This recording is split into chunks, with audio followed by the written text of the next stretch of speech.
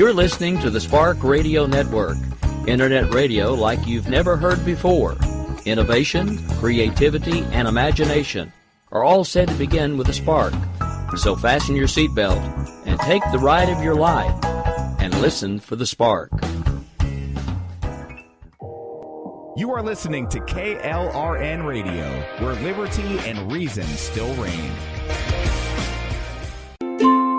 Good morning. So glad you're here. Life is sweet here at Flo's Focus. Pull up a chair. The coffee's perked, so go ahead, pour yourself a cup. Let's have some fun and see what we can find to explore today. Howdy. Welcome to the Ozarks. It's great to have you here.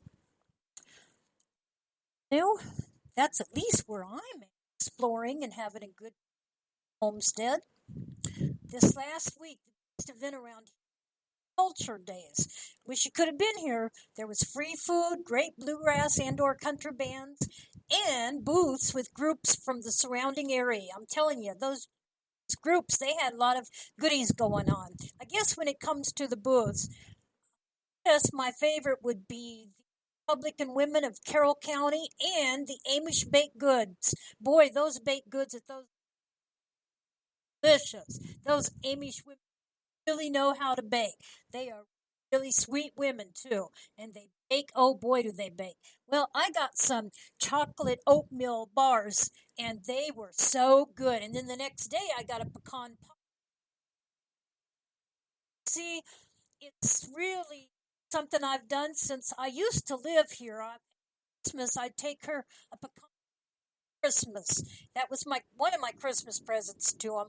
She was busy raising 4 kids, and I liked bringing it to her. I had time to do it. She sure enjoyed them. Well, I was busy, but I always took time. She just bragged on it, and that always next year. Well, now her kids are grown, and she Springs Hotels something, but she still works hard. Well, she works in Eureka Springs. Boy, is it different. I mean, different as night and day from Green Forest and Berry. Its founding history was quite different, so I guess that kind of led it in a different direction. Speaking of history, made us what we are today. Well, a lot of history is boring, say. In Arkansas, they say we're kind of history because we're 10 years. If that's true, hope it continues. Sure hope it stays that way. There are some bad parts around here. No place is perfect. Here down the road are 100 or so roosters. Small place, I think it's like a crate. It's definitely not a chicken coop. Anyway, I guess they can get inside. Chickens aren't hens and roosters like you'd expect. They're all roosters. About say, all chained, 2 dogs that protect them. Well, I think what they use them for is cockfights. We don't have proof of that. Host doggy in the background, he thinks it's true too. She is. She thinks it's true. Pardon me, madam. Pardon me. Okay, I got that straight. I guess she's really talking about those roosters. She doesn't like that. Why else would you keep us? You're planning on that many. Now, how are you going to prove they're in cockfights, though? You got to have some real. I don't think we have that. So I guess those poor chickens. Well, they're left to whatever the greater organizations can do for them or will do for them. They're talkative in the morning, but living in the country, well, that's part of it. We don't really have a noise level here that has to be controlled. So you can go out, you can shoot your gun, you can listen to the roosters, you can do whatever you want to do. And I kind of like that, actually.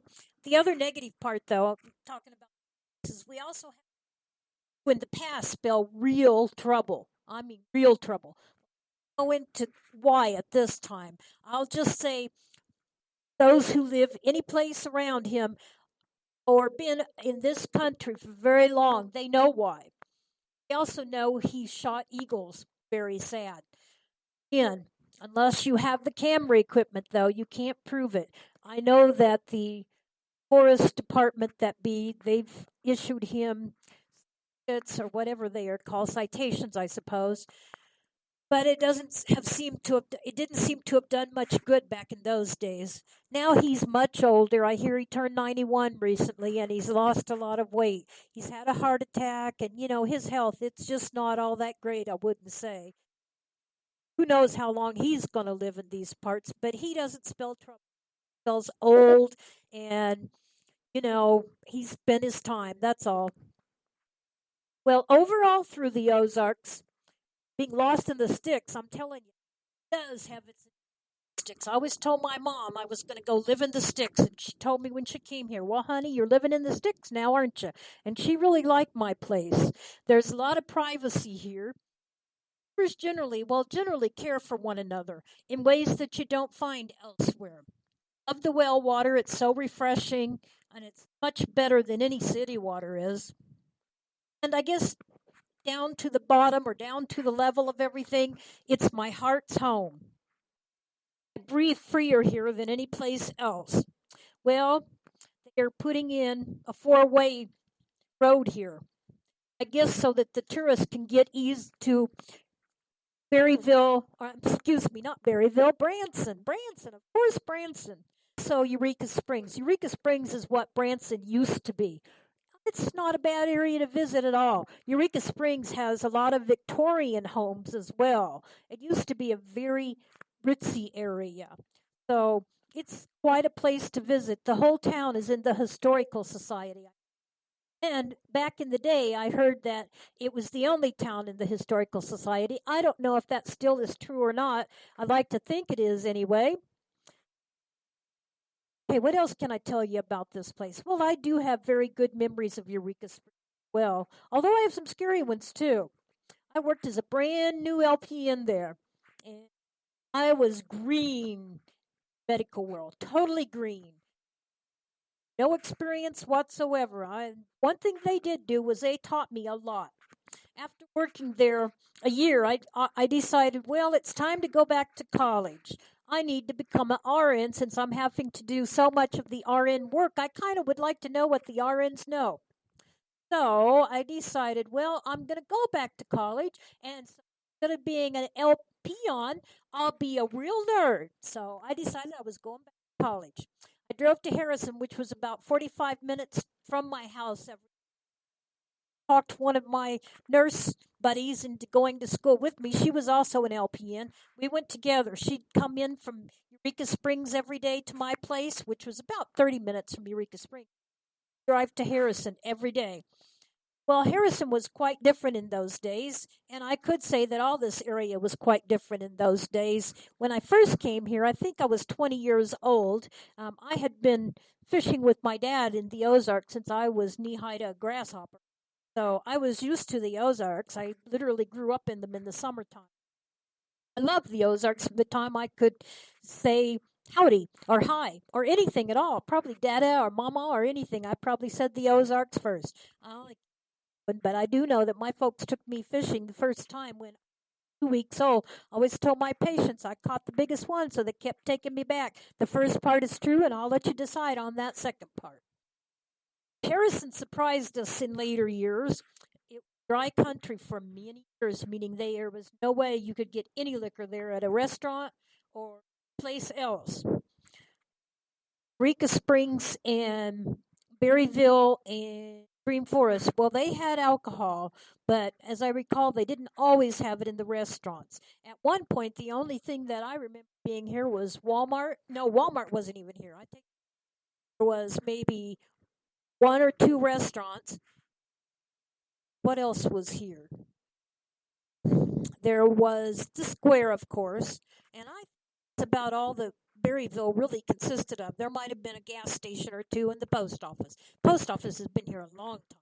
Of course, Berryville was founded in 1850. I talked about that in the last program. So they did have alcohol, but they didn't have it in the restaurants, as I recall. You could only get it in bars, and I think you could buy it. Yeah, you could buy it, I believe. But that was about it. So, and also, it only sold 6 days a week, and there was definitely no grocery stores. There was grocery stores available, but that's been much later addition. So never sold on ever. So if you wanted alcohol on Sunday, you had to go to Blue Missouri to get it. Eventually, they sold it in Eureka Springs. So people didn't have to go so far to get it at that. But that was a few years down the road too. The days I lived here before, I remember that you couldn't buy much Mexican food here. Now there's Mexican foods all over the both. Well, really, three towns and two.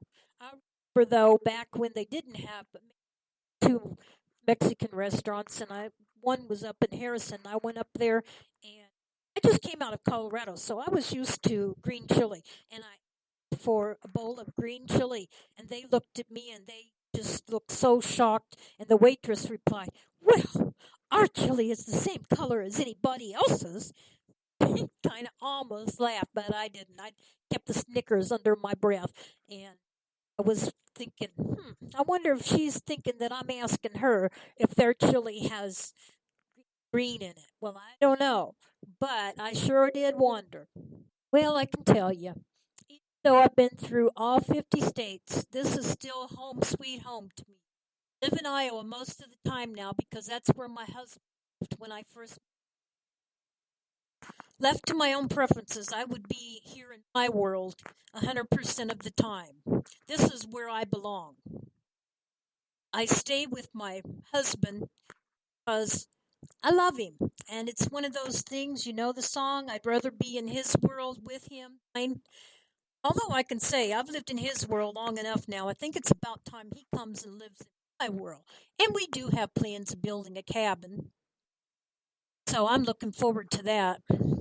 I don't like being too far away from my pond of cattails and perch. I have this pond anytime I want. So now that you know, oh, the host doggies are talking again. Can you hear them? They're talking about those perch. See, those perch sure would taste good if I'd cook up some and serve them. Yum. And you know, when I was in Alaska, one of my host doggies, they did have salmon, and they thought that was so good. Boy, they are sure remembering. I hope you can hear them because they're just talking up a storm. Oh, you have more to say, host puppies? About it? About it? Okay. So now that you know some more of my history and you know the host puppy stories, what they think about all this, well, maybe it's time to tell you about this book I picked up of my husband's. You can tell you're desperate when you pick up a sports book. First of all, I'm a sports widow. Second than that, I'm worse than a sports widow because my husband has to talk to me about the sport. You know, he's got to talk to somebody, and the only somebody around is me, so he has to talk to me. Okay, well, I picked up this book and I thought, oh dear, this is going to not be funny at all, even though maybe it's supposed to be. Well, the first one was William Perry, the Clemson football team, 6'2", 305-pound freshman, middle guard, talking about his childhood. He said, when I was little, I was big, 1981. Well, not very promising yet, although there might be something to that. I read on. Hug McGraw, Phillies relief pitcher, the proud owner of a 1954 Buick. I like it because it plays old music. Hey, still reading. Paul Jones, Portland Trail Blaze Center, when asked to name his favorite seafood. Saltwater taffy. Hey, let me think on that one. Put this book down now, or should I keep trying to read? Good question. Next one I read, well, this one can't be too bad. It's about a doctor, you know. Dr. Bill Lancatus, New England Patriot Center, on his budding dentistry practice. He said, it's all word of mouth. Hey, yes, so. Reverend Dr. Felix B. Gear of Decatur, Georgia, newly elected moderator of the Southern Presbyterian Church on his recreational activities. I have hunted deer on occasion, but they were not aware of it. Okay, I guess that would be true. I don't know too many deer that know when they're being hunted, or they probably run the other direction. Well, maybe I'll try a few more. Okay, so Ed Temple, who has coached 8 women's Olympic track gold medalists during his 38 years at Tennessee State, says, I'm the only man alive whose wife approves of him going around with fast women.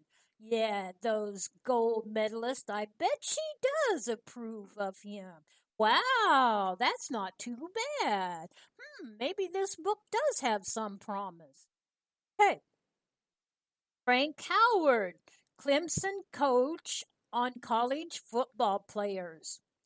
Like tomatoes, when you get them, they're green, and you want to bring them along until they're just ripe, firm and ripe. They can't get mushy. Sometimes seniors go to seed. Okay, I guess I can understand that.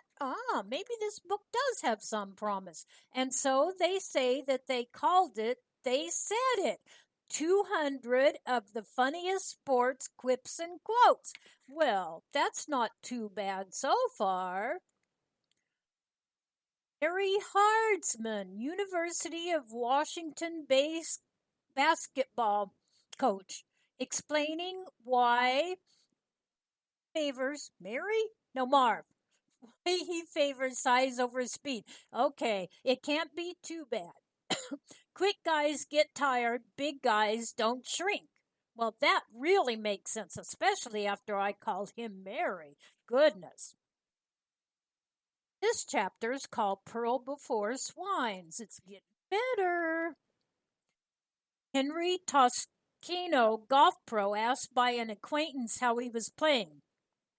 I'm hitting the woods just great, but I'm having a terrible time getting out of them. Huh. And Rodney Dangerfield, comedian, said, I went to a fight the other night and a hockey game broke out. Ducky darn. So far, so good. Brian Friesman, man, some of these names. 6'5", Hope College forward, on who had the most influence on his basketball career. My 6-foot mother. That definitely makes sense. And do always give your credit to the mother, especially when it's overdue. And having a 6-foot mother, well, you gotta be big, so you definitely owe it to her. And Ron Meyer, New England Patriots coach, arguing that emotion is overrated in football. There was a lot of emotion at the Alamo, he said, and nobody survived. True. Okay. This got some potential, I think. First sports book I've ever picked up that I thought had any potential at all. And Kathy Bosworth, mother of Seahawks linebacker Brian Bosworth, on her son's antics while growing up. It's a good thing Brian was a third child, or he would have been the only one. Jim Dickey, Kansas State football coach, asked to compare the 1971 and 1978 Oklahoma teams. It's kind of like comparing the Atlantic and Pacific Oceans. They'll both drown you. Oh my goodness. Well, you don't want to drown. I mean, really. And then the loser circle. There is John McKay, a Tampa Bay coach. He asked, following a 34-27 loss to Cleveland, what he thought of his team's execution. He replied, I think it's a good idea. Boy, you don't want to make that coach mad. Wow. Okay. And then you have Shanae Gilstrap, Arlington State football coach, on his team's low standing in the Southland Conference. We've been in the cellar so long, we've got watermarks. Aha, very good. Matt McDonough, 13, soccer player for Highland Catholic School in St. Paul, Minnesota, after his team was eliminated by presentation in the city's elementary school playoffs. I knew we were in trouble when we got there, and their cheerleaders were bigger than us. Ho, ho, ho. A pretty good one after all. Jim Fox, Los Angeles Kings, right wing, complaining about the surface at a Culver City, California practice rink. I've seen better ice on my windshield. These are all great, and this book was published back in 1990, so all of them were older athletes. Yeah, so that makes it even more fun. Mona Shola of the Minnesota Buckskins assessing her tennis game. My volley is blah. I'm a dead elephant on the court. My serve has no sting, and I am confused. Other than that, I'm a fine player. Aha, good for you. Billy Caper discussing the senior golf circuit on which he now plays. Like a lot of fellas around here, I have a furniture problem. My chest has fallen into my drawers. Boy, that is a problem. Mike Eisenberg, 5'10", 120-pound basketball coach at New York City Technical College, describing the effect created when he stands next to a 6'6", 133-pound guard, Martin Lancewell. We look like the number 10. Oh my, poor coach. Miller Barber says, I don't say my golf game is bad, but if I grew tomatoes, they'd come up sliced. Hee hee. Bill Fitch, Boston Celtics coach. I don't have an ulcer. I'm a carrier. I give them to other people. Oh my. Mrs. John Leslie, referring to Cincinnati Bengal defense tackle Mike Reed's recital before her music club. Not only can play the piano, he can pick it up. Wow, I'm impressed. Ben Jardine, football coach at Brown. In my first game as a head coach, I discovered there wasn't any chalk for my pregame discussion. I had to use my ulcer pills to write on the board. Oh, poor guy. Charles Conrad, Apollo 12 astronaut, explaining why it will be fun to play golf on the moon someday. Not only will you be able to hit the ball a mile, but because there's no atmosphere, you won't have a slice or a hook. Yay! Lou Holtz, coach of Orange Bowbound, Arkansas, asked about fans who pelted the field with oranges during the SMU game. I'm glad we're not going to the Gator Bowl. I guess I can't blame him for that one. I don't like gators, and I never have since I was a little girl. Dick Farrell conceding that the 32-degree Florida temperature might have helped his 3-hit pitching for Houston. It was so cold that ice was forming on my spitter. Oh my, that is cold. Poor guy. George Webster, Houston Oiler linebacker on his off-season job as a car salesman. I haven't sold any yet, but I've been in field goal range a couple of times. Keep on trying, buddy. You'll get there. Lou Burdett, Angels pitcher, asked about a batted ball which bounced off his leg and into the glove of teammate Joe Adcock. This wasn't my best asset. I once started a double play with my forehead. Oh dear. And then we have Barbara Romack after playing a round of golf with Jack Nicklaus. My tee shots felt like I was hitting overripe tomatoes. Yep, we've heard about those tomatoes a couple places. Glenn, with a real long name, Koslowski, must be Norwegian, BYU co-captain and wide receiver on the Mormon Church's influence on the campus. They let you chase girls, they just don't let you catch them. Dick Allen on why he takes as little batting practice as possible with the Chicago White Sox. Your body is just like a bar of soap. It gradually wears down from repeated use. Yes, I have to concede that this particular book wasn't so bad after all.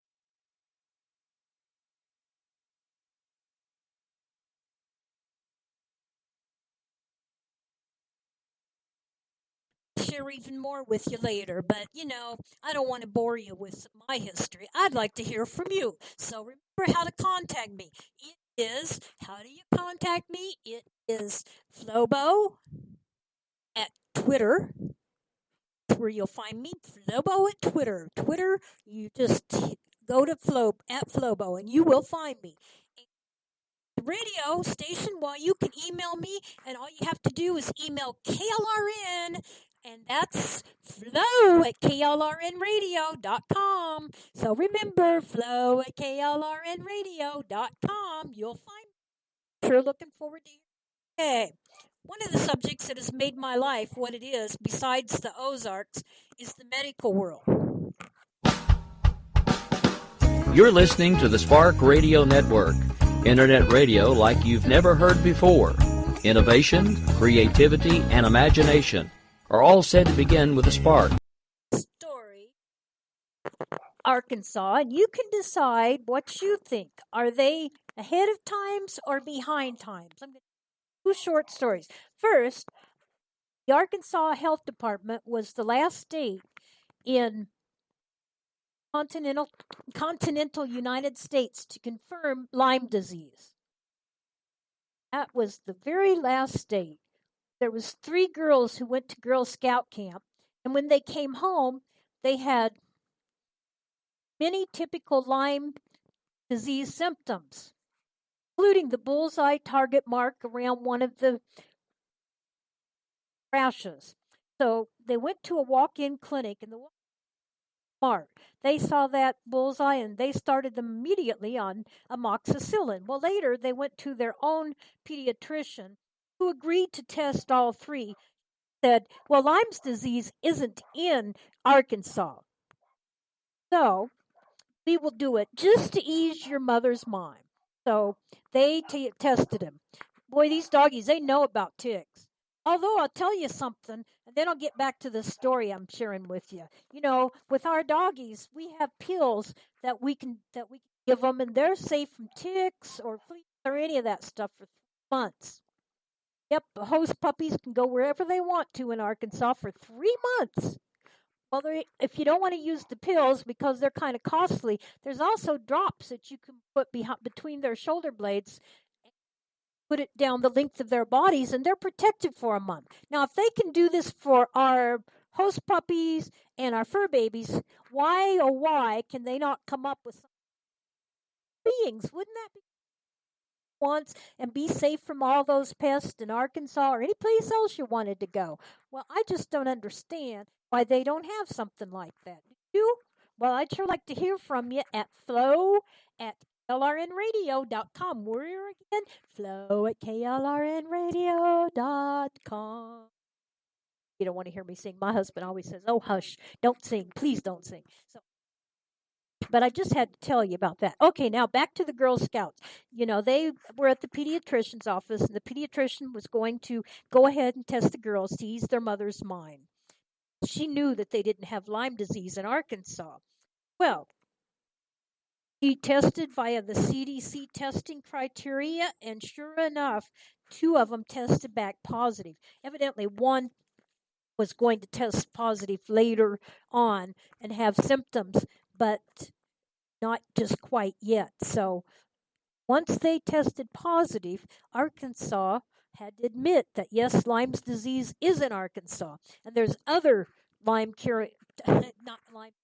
tick-carrying diseases in this state. So the tick bites, yes, they carry diseases. So be careful when you tick bites.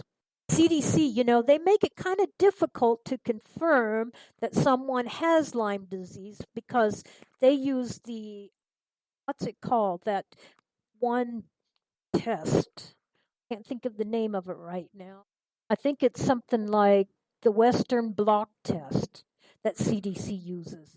And it's somewhat difficult to confirm because someone who has Lyme's early on, it might not show.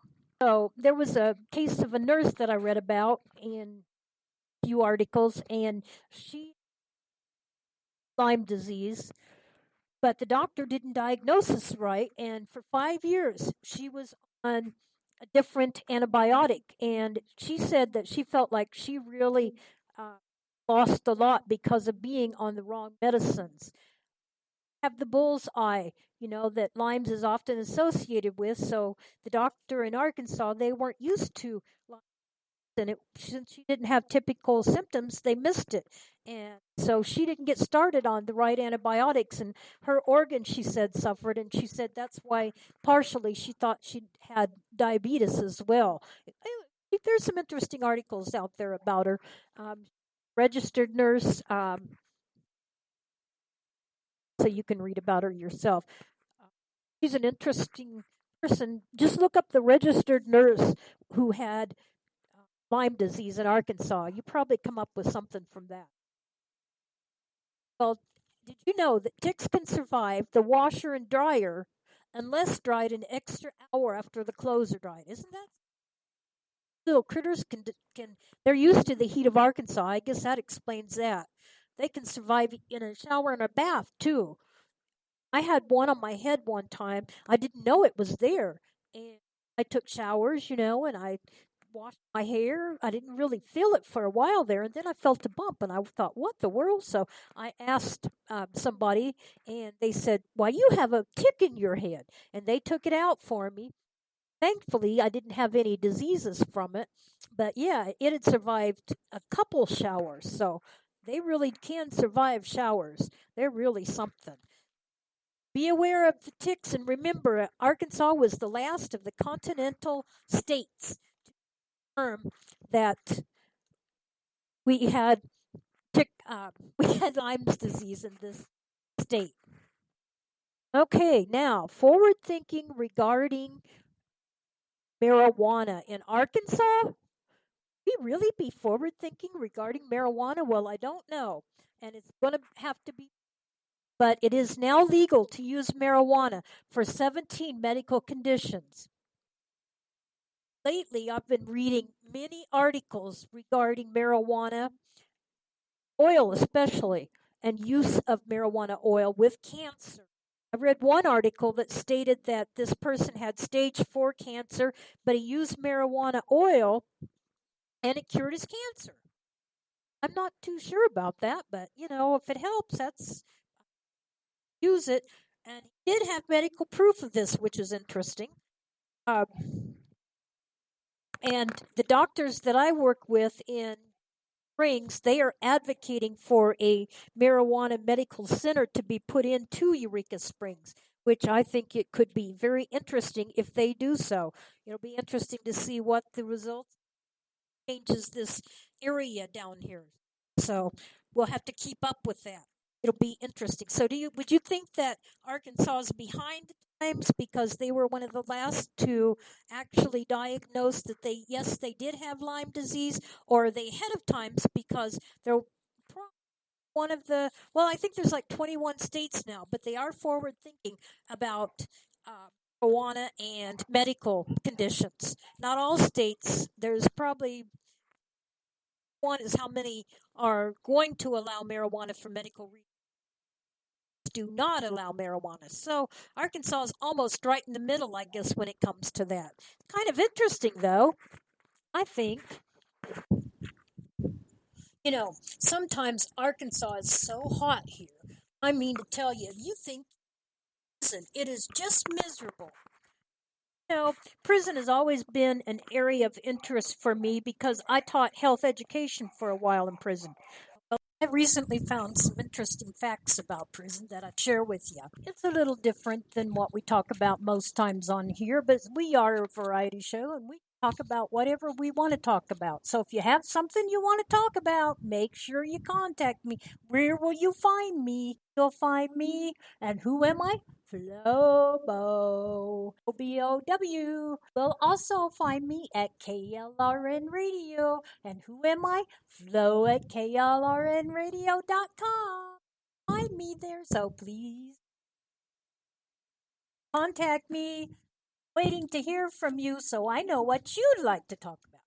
In the meantime, let's talk a little bit about prison because I thought these facts were kind of interesting. And there are people in the Arkansas here that do end up spending time in prison. So it's interesting no matter where you are. Okay, The American criminal justice system holds more than 2.3 million people in 1,719 state prisons, 102 federal prisons, 942 juvenile correctional facilities, 3,283 local jails, and 79 Indian country jails, as well as in military, immigration detention facilities, civil commitment centers, and prisons in the United States. The Federal Bureau of Prisons is called BOP. It's a United States federal law enforcement agency. So BOP is responsible for the federal prison system. The system handles inmates who have violated and are accused of violating federal law. So remember, BOP. What is BOP? It's the Federal Bureau of Prisons. More than half of federal prisoners are incarcerated for drug crime, at least in 2010, according to the Bureau of Justice Statistics. And that number, well, it dipped below 50% in 2011. I'm sure it's way back up by now. Louisiana has the highest incarceration rate in the United States, followed by Oklahoma and Mississippi. Well, Maine has the lowest rate. San Quentin State Prison is California's oldest detention facility. Half of the world's prison population of about 9 million is held in states, China, or Russia. Rates in the United States are the world's highest at 724 people per thousand. In Russia, the rate is 501. At 145 per 100,000, the imprisonment rate of England and Wales is about the midpoint. While 53% of sentenced state prisoners serving time for violent offenses, 7% of federal prisoners were serving sentences for violent crimes.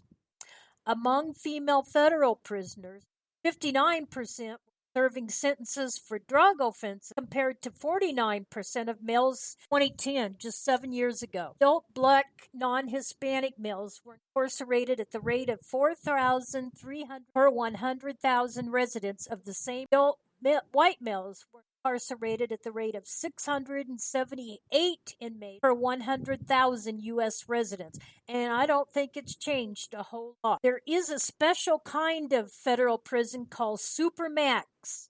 It's short for Supermaximum Security. The objective is to provide long-term segregated housing for inmates classified as the highest security risk in the prison, the worst of the worst criminals, and those who pose a threat to national and international. They have solitary confinement there, no activities or few activities provided for recreation, education, substance abuse programs, or other activities generally considered healthy and rehabilitative at other prisons. Supermax, we mentioned, has confinement, solitary confinement, that is. They rely heavily on that. It's used to isolate and punish prisoners as well as to protect them from themselves and each other. Communication with outsiders is minimal. In Supermax, prisoners are generally allowed out of their cells for only 1 hour a day, 1.5 hours in California state. Other than that, they are kept in solitary confinement. They receive their meals through ports in the doors of their cells.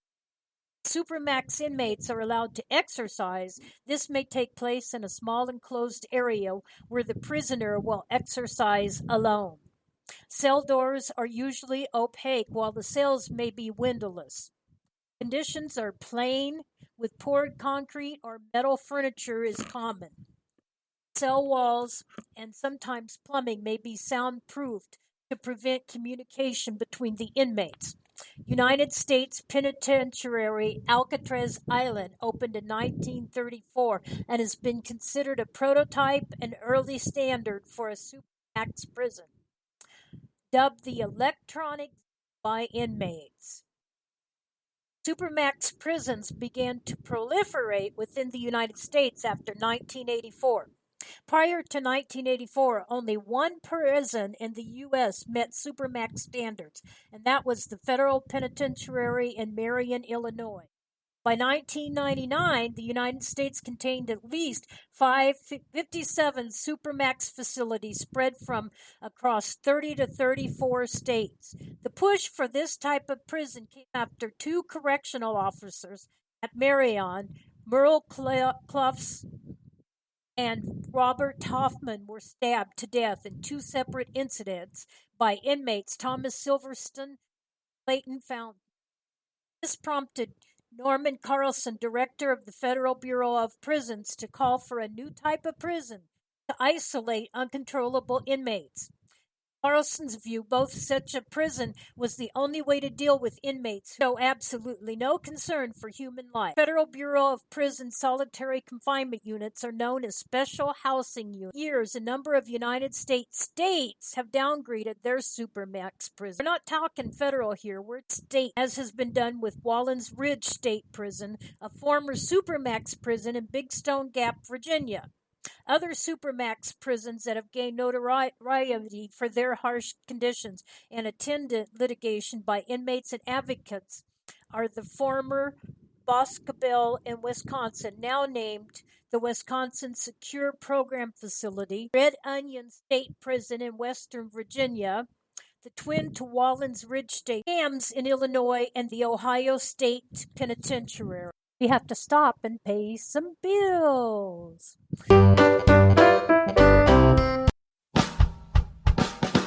You're listening to the Spark Radio Network, internet radio like you've never heard before. Innovation, creativity, and imagination are all said to begin with a spark. So fasten your seatbelt and take the ride of your life and listen for the spark. You are listening to KLRN Radio, where liberty and reason still reign. Hey, this is John Preston, Marine Combat Veteran and Pacific Records recording artist. Just reaching out to have you check out our new album, Battle Cry, Songs of America's Heroes, an album featuring phenomenal other combat veteran artists like Scott Brown of the Scooter Brown Band, Ryan Weaver, Rowdy Johnson, just an incredible mix of people. This is all veterans telling our stories and our lives, and we're giving 100% of our proceeds to the Valkyrie Initiative to help veterans and first responders integrate back into society. I myself have battled with post-traumatic stress for many years and lost my own brother, a Marine Corps veteran, to suicide. I ask that you step with us and make this happen. We are in pre-order right now and release on March 17th. Go to iTunes, go to Amazon, buy. We plan on making the charts and making it at a very high level, and your support right now makes a difference. This is the release of my new song, Superman Falls, which is actually about the loss of my own brother, which happened last year, and I would love for everyone to check it out, to listen, and hopefully it'll make a difference in many lives. If you're 85 or younger, would you like peace of mind and comfort for your family? We're Final Expense Direct with an urgent message for you. The average funeral today costs over $8,000, but the most you'll get from government benefits is $255. How will your family pay the difference? We can help. Our senior plans start as low as just $1 a day and pay up to $30,000 for a funeral and other final expenses. Peace of mind is easy. There's no medical exam. You'll have lifetime coverage, and your plan can't be canceled as long as you pay your premiums. Call now for free information about our senior plans. Answer a few simple questions and receive approval right on the phone. Plus, call right now and we'll give you a discount prescription card for free. Call 800-553-8687. That's 800-553-8687. Again, 800-553-8687. 687.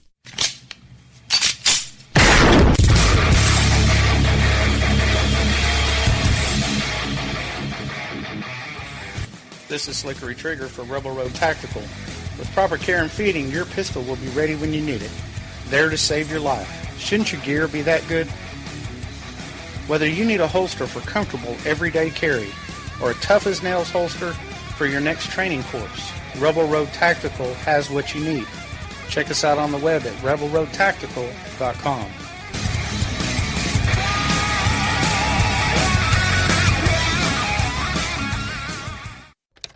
Sometimes riders feel lost, unsure why a passage may not be working. It takes another set of eyes to help us nurture our writing into full maturity. At Black Wolf Editorial Services, we strive to enable writers to develop and grow, offering manuscript critiques and line edits through a mentoring editorial style. We also offer assistance on generating a writer's bio for your websites. Black Wolf Editorial Services, nurturing your writing into maturity. For a full list of services, visit blackwolfeditorial.com. Here's George Foreman with InventHelp. Hi, I'm George Foreman. Do you have an idea for a new product or invention? People ask me all the time, George, how do I get my idea in front of companies? How do I get a patent? What do I do next? Do you have the same questions? I'll tell you like I'll tell them all. Call my friends at InventHelp. Call InventHelp today for free information. InventHelp has been helping inventors for more than 30 years and has sales offices nationwide. InventHelp can submit your invention to companies who are interested in receiving new ideas. If you have an idea and want to try to patent it and submit it to companies, you should call InventHelp today for free information. Listen, I can't guarantee a company will be interested in your idea, but I believe every inventor deserves the opportunity to step into the ring and take their best shot. Put InventHelp in your corner. Get your free inventor's information. Call 1-800-353-6490. That's 1-800-353-6490. Again, 1-800-353-6490. KLRN Radio has advertising rates available. We have rates to fit almost any budget. Contact us at advertising@klrnradio.com.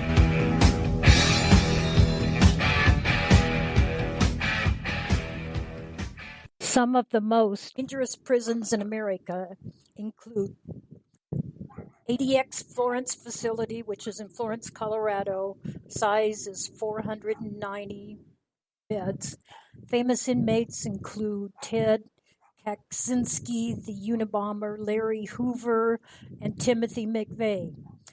United States Penitentiary Administration Maximum Facility is a supermax prison. Men. It's known as the Alcatraz of the Rockies.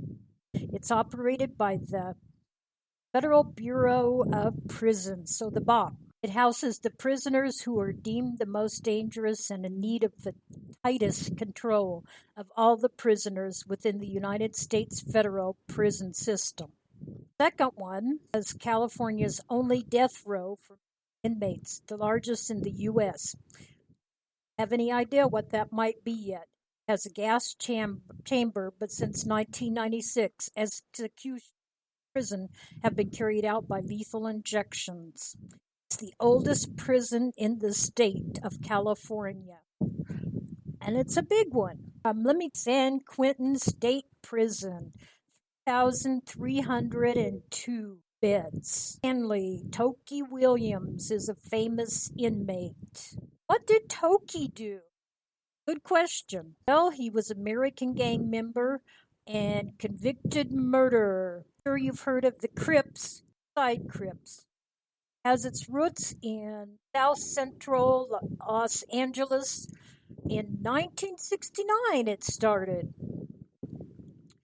1979, he was convicted of murdering 4 people. 3 of the victims were an elderly Taiwanese couple and their daughter. And the 4th victim was a 7-Eleven employee on a separate occasion. And Stanley Toki Williams III was sentenced to death. Died at age 51 on December 13, 2005 in San Quentin Prison, California. He was executed by rejection. After clemency and a 4-week stay of execution were both rejected by Governor Schwarzenegger amid debate over the death penalty. Williams was the second inmate in California to be executed in 2005. So, continuing our list, third worst prison is Sing Sing. It's located in New York. It has 1,700 beds. The prison's name came from the Native American Sink Sink, which meant Sink tribe from whom the land was purchased in 1685. Sing Sing was the third prison built by New York State. There are plans to convert the original 1825 cell block into a museum. Okay, let's see what number 4 is. Are you ready? That would be the United States Penitentiary of Atlanta. Size, it had 2,000 beds. It was a medium security prison for males, and it's primarily used as a transfer. It once held many Cuban refugees, real boat lift. anybody remembers that. Some of its famous inmates include Michael Vick, Big Meech. Michael Vick was a former American football quarterback who played 13 seasons in the NFL, mostly with the Atlanta Falcons and the Philadelphia Eagles. He was actually selected by the Falcons as the first overall pick in the 2001 NFL Draft. During his 6 years with the Falcons, Vick was regarded as having transformed the quarterback position with his rushing abilities and was named to 3 Pro Bowls. He holds the records for the most career rushing yards by a quarterback and the most rushing yards by a quarterback. He had a pretty good career. Too bad he decided to get involved with a dog-fighting ring. He spent 21 months in federal prison. His arrest and subsequent conviction garnered Vick notoriety with the general public, which lasted the rest of his career. He was released by the Falcons shortly before leaving prison. After serving his sentence, Vick signed with the Eagles in 2009. As a member of the Eagles for 5 years, he enjoyed the greatest statistical, and he was named a 4th Pro Bowl 2010, but left the team after being unable to match his prior success. He also played briefly for Jets and Pittsburgh Steelers, primarily as a backup. He then retired. So that's kind of what his history's been. And we have Bernard Madoff. That last name, Madoff, it makes you know that he did something that was pretty bad, I'd say. Well, let's find out. Okay, American fraudster and a former stockbroker, investment advisor, and financer. Well, with that kind of of course we know Bernard Madoff, now well known in prison. He has 150 imprisonment. And the people there, they look at him as one to go talk to regarding their finances. Yeah, he was really a bad boy. Was involved with securities fraud, investment advisor fraud, mail fraud, wire fraud, just about any kind of fraud you could think about. False statements and perjury, making false filings with the SEC, theft from an employee benefit. Well, he didn't kill anyone. A whole lot of bad stuff. Founded the Wall Street from Bernard L. Madoff Investment Securities and was its chairman until his arrest on December 11, 2008. The firm was one of the top market maker businesses on Wall Street, which bypassed specialist firms by directly executing orders over the counter from retail. He's a bad boy. He pleaded guilty to 11 federal felonies and admitted to turning his wealth management business into a massive Ponzi. Yep, he's a bad boy. Frauded thousands of investors of billions of dollars. He said he began the scheme in the early 1990s. However, federal investigators believe the fraud began as early as the mid-1980s and may have begun as far back as the 1970s. Those charged with recovering the missing money believe the investment operation may never have been legitimate. The amount missing from client accounts, including fabricated gains, was almost $65 billion. Wow. Madoff was sentenced to 150 years in prison. The max sounds like he deserved it. Most people heard of Bernard Madoff. Yep, he was sent to that medium security prison Okay, moving on here. Next one would be located in Attica, New York, and it is the Attica Correctional Facility. Famous inmates. I know one of them's going to ring a bell with you for sure. Some of the ones that you might not be quite as familiar with are Mark David Chapman. Then there is David Berkowitz, also known as Son of Sam. Supermax Penitentiary care of celebrities turned bad guys and vice versa.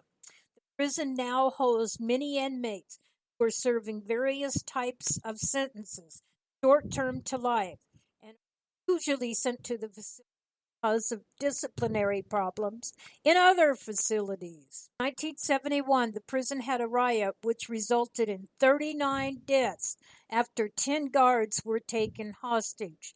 This brought the installation of a tear gas system, any violence that came.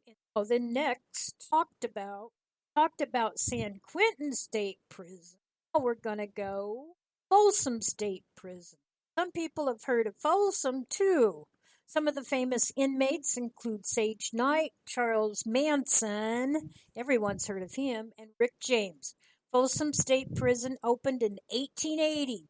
It's the second oldest prison in the state of California. Also the first in the country to have electricity. Folsom was one of the first maximum security. It's most known for having 2 concerts at its facility by musician Johnny Cash in the late 1960s. And where did Johnny Cash come from? If you were listening last time, you know he came from Arkansas. Folsom State Prison has 1,813 beds. And you know what Charles Manson did? It's Rick James. Anybody know Rick James? Was an American musician, also known as Big Jimmy. Slick Rick. A lot of different types of music that was influenced by Smokey Robinson. Went into the U.S. Navy to avoid being drafted, but he deserted to Toronto, Canada. That's where he formed his rock and roll bands. Military's authorities discovered his whereabouts while he was recording. You're listening to the Spark Radio Network, internet radio like you've never heard before. Innovation, creativity, and imagination are all said to begin with a spark.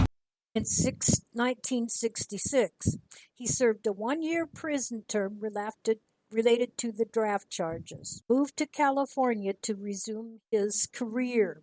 Drug addiction hampered his 1980s. In the 1990s, his legal troubles, including kidnapping and torturing 2 women while he was under the influence of crack, resulting in his serving a 3-year sentence at California's Folsom State Prison. He was released on parole in 1996 and resumed his musical career. Mild stroke suffered during a concert in 1998 interrupted his career for a brief time. In 2004, he came back. Appearing in some shows, he appeared in Chappelle's Show and in a Charlie Murphy True Hollywood Stories segment that satirized his wild lifestyle. He died later that year from heart failure at 56 years of prison, folks. Next one is Leavenworth Federal Penitentiary. While serving a prison sentence is not meant to be luxurious, some prisons are worse than others. This is an all-male prison. It carries out the judgment of federal courts. It houses some of the most dangerous criminals in the country and places them under some of the most repressive conditions, including a lack of ventilation.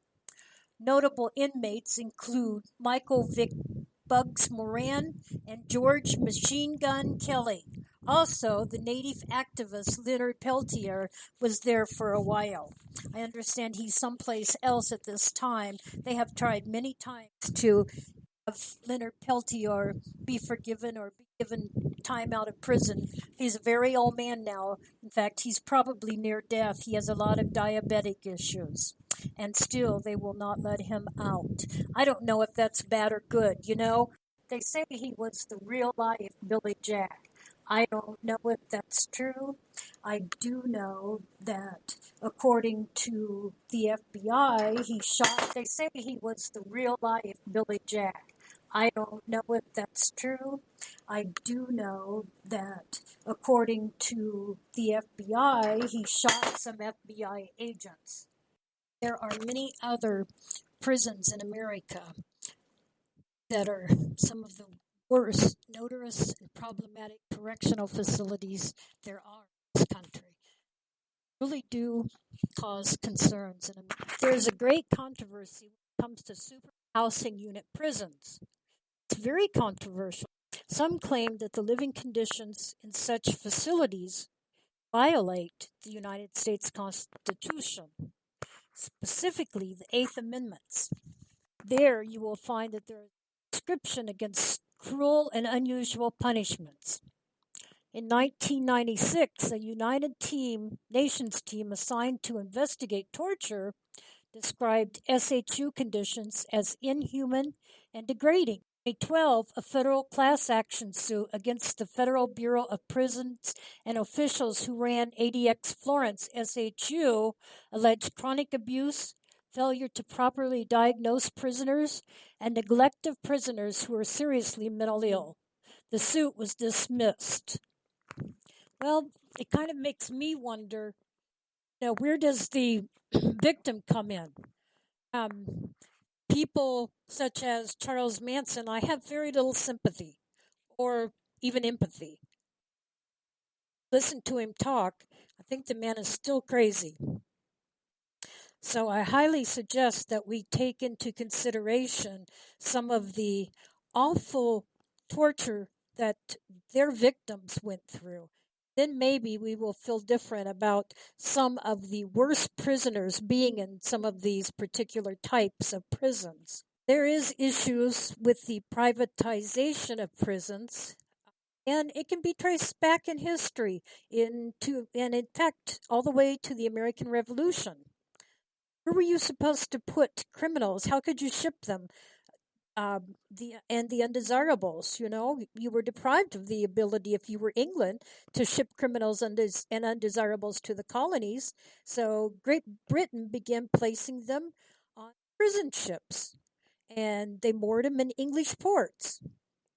So there you have it, 1852, the Northwest San Francisco Bay in California. Inmates of the prison ship Waban began building a to house themselves at Point Quentin. The prison became known as San Quentin, which is still in operation today. Its partial transfer of prison administration from private to public did not mark the end of privatization. So then after the revolution, the next phase began with the Reconstruction period, which is roughly from the 1860s to mid-1870s in the South, after the end of the Civil War. So plantations and businessmen needed to find replacements for the labor force once their slaves had been freed. Beginning in 1868, convict leases were issued to private parties to supplement their workforce. This system remained in place until the early 20th century. Federal and state governments have a long history of contracting out specific services to private firms, including medical services, food preparation, vocational training, and inmate transportation. The 1980s ushered in a new era of prison privatization. With prison population bulging, resulting from the war on drugs and increased use of incarceration, prison overcrowding and rising costs became very problematic for local, state, and federal governments. In response to this expanding criminal justice system, private business interests saw an opportunity for expansion. Private sector involvement in prisons moved from the simple contracting of services, contracting for the complete management and operation of prisons. So there we have the privatization of the prison. The first private, or the modern private prison business, well, it first emerged and established itself publicly in 1980. Corrections CCA, now known as CoreCivic, was awarded a contract to take over a facility in Hamilton, Tennessee. So this was the first time that any government in the county had contracted out the complete operation of a jail to a private operator. And this became common. Statistics from the U.S. Department of Justice show that back in 2013, there were 133 state and federal prisoners housed in privately owned prisons in the U.S., constituting 8.4% of the overall U.S. prison population. So let's break it down, and you have 19.1 of the federal population in the United States housed in private prisons. and 6.8 of the U.S. state prison population in private prisons. The industry as a whole took in over $5 billion in revenue in 2011. So, in a way, prison business.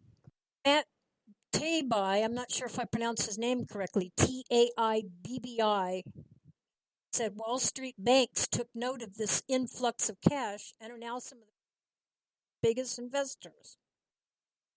Wells Fargo has around $100 million invested in GEO Group and $6 million in CCA. Other major investors include some of the places you wouldn't expect, like Bank of America, Fidelity Investments, General Electric, and the Vanguard Group. Sociologist John L. Campbell and activist and journalist Chris Hedges respectively assert that prisons in the U.S. have become a lucrative and highly profitable business. So is that where we're at in America? Prisons are becoming a business? Really, America? Wow. Corrections Corporation of America, CCA, has a capacity of more than 80,000 beds in 5 correction facilities. The GEO Group operates 57 facilities with the capacity of 49,000. Most privately run facilities are located in the southern and western portions of the U.S. and include both state and federal offenders. Pecos, Texas is the site of the largest private prison in the world, the Reeves County Detention Complex, operated by the GEO Group. Capacity of 3,763 prisoners in its 3 sub-complexes. A 2016 report by the United States Department of Justice asserts that privately operated federal facilities are less safe, less secure, and more punitive than other federal prisons. Shortly thereafter, the Department of Justice announced it will stop using private prisons. Nevertheless, a month later, the Department of Homeland Security renewed a controversial contract with the CCA to continue operating the South Texas Family Residential Immigrant Detention Facility in Dilley, Texas. Stock prices for GEO surged following the 2016 elections. On February 23rd, the DOJ, under Attorney General Jeff Sessions, overturned the ban on using private prisons. According to Sessions, the Obama administration memorandum changed long-standing policy and practice and impaired the Bureau's ability to meet the future needs of the federal correctional system. Therefore, I direct the Bureau to return it to its previous approach. Cost-benefit analysis shows that some partially industry-funded often conclude that states can save money by using profit prisons. However, academic or state-funded studies have found that private prisons tend to keep more low-cost inmates and send others back to state-run prisons. Prisons contend that cost savings and efficiency of operation place private prisons at an advantage over public prisons and support the argument for private. But some research casts doubt on the validity of these arguments, as evidence has shown that private prisons demonstrably more cost-effective nor more efficient than public prisons. Evaluation of 24 different studies on cost-effectiveness reveal that at best, results of the question are inclusive and at worst, no difference in cost-effectiveness. The U.S. Bureau of Justice Statistics found that the cost savings promised by private prisons have simply not materialized. Some research has concluded that for-profit prisons cost more than public prisons.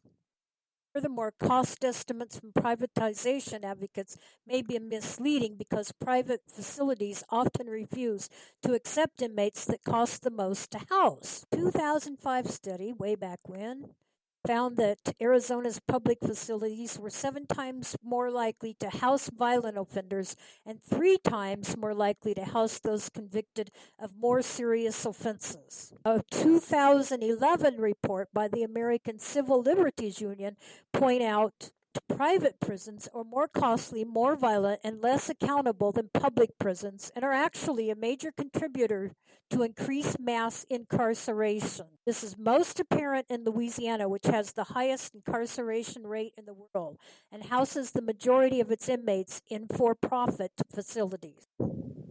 It's time to take out that checkbook. We'll be back.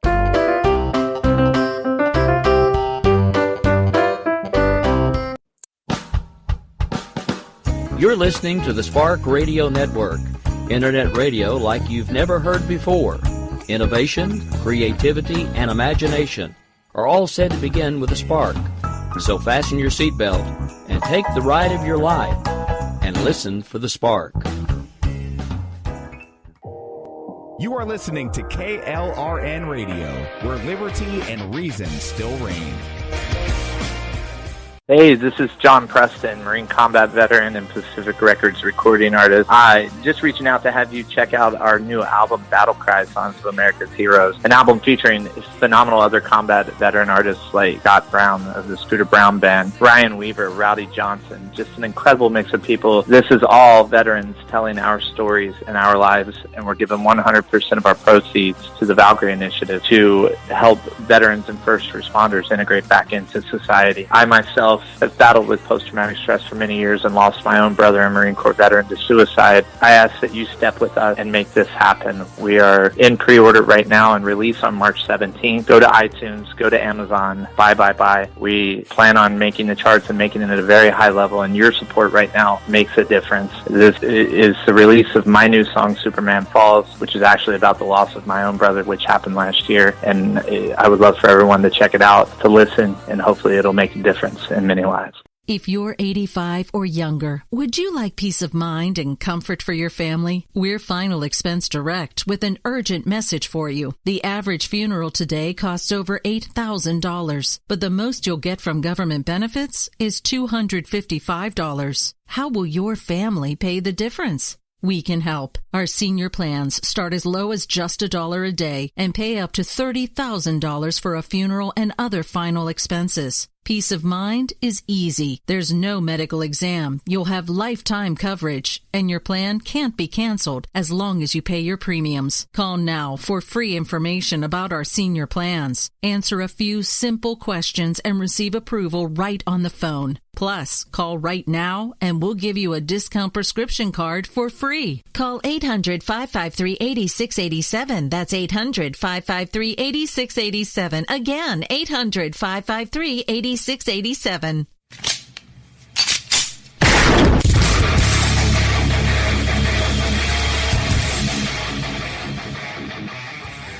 This is Slickery Trigger for Rebel Road Tactical. With proper care and feeding, your pistol will be ready when you need it. There to save your life. Shouldn't your gear be that good?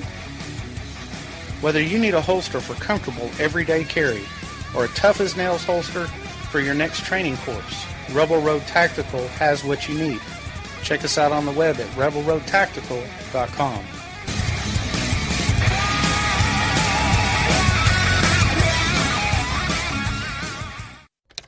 Sometimes riders feel lost, unsure why a passage may not be working. It takes another set of eyes to help us nurture our writing into full maturity. At Black Wolf Editorial Services, we strive to enable writers to develop and grow, offering manuscript critiques and line edits through a mentoring editorial style. We also offer assistance on generating a writer's bio for your websites. Black Wolf Editorial Services, nurturing your writing into maturity. For a full list of services, visit blackwolfeditorial.com. Here's George Foreman with InventHelp. Hi, I'm George Foreman. Do you have an idea for a new product or invention? People ask me all the time, George, how do I get my idea in front of companies? How do I get a patent? What do I do next? Do you have the same questions? I'll tell you like I'll tell them all. Call my friends at InventHelp. Call InventHelp today for free information. InventHelp has been helping inventors for more than 30 years and has sales offices nationwide. InventHelp can submit your invention to companies who are interested in receiving new new ideas. If you have an idea and want to try to patent it and submit it to companies, you should call InventHelp today for free information. Listen, I can't guarantee a company will be interested in your idea, but I believe every inventor deserves the opportunity to step into the ring and take their best shot. Put InventHelp in your corner. To get your free inventor's information, call 1-800-353-6490. That's 1-800-353-6490. Again, 1-800-353-6490. KLRN Radio has advertising rates available. We have rates to fit almost any budget. Contact us at advertising@klrnradio.com.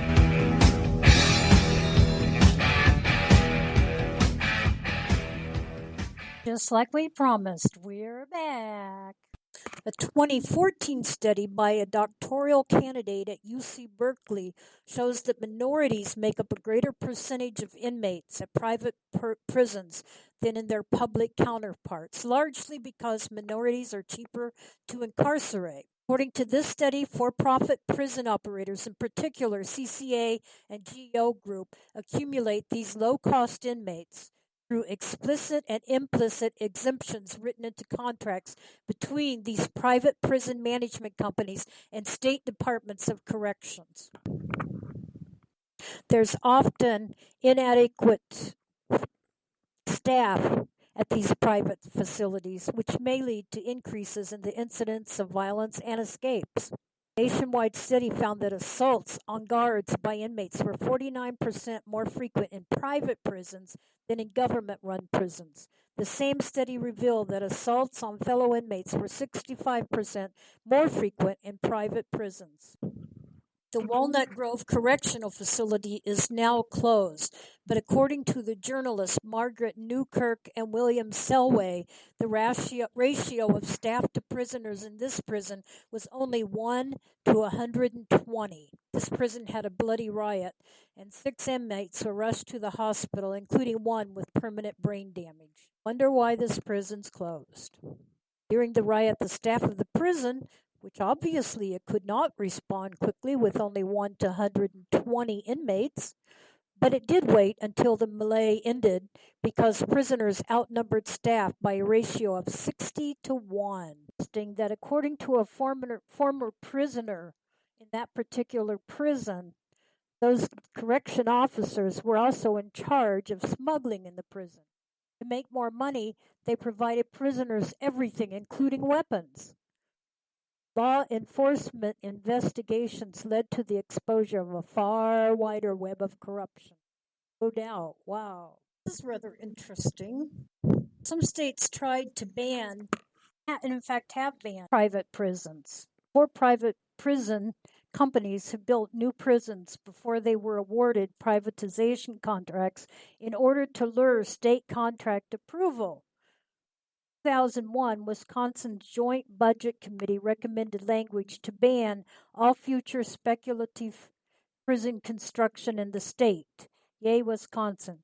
Such anticipatory building dates back to 1997, when Corrections Corporation of America built a 2,000-bed facility in California at a cost of $80 to $100 million with no contract from the California Department of Corrections. A CCA official was quoted as saying, "If we build it, they will come."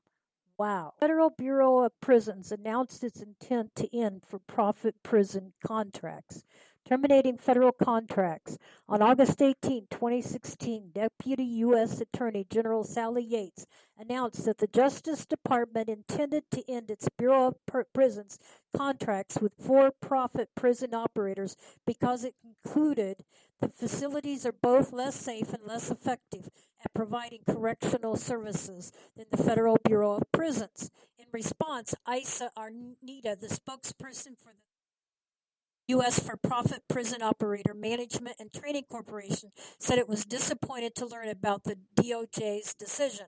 If the DOJ's decision to end the use of contracts based solely on declining inmate populations, there may be some justification.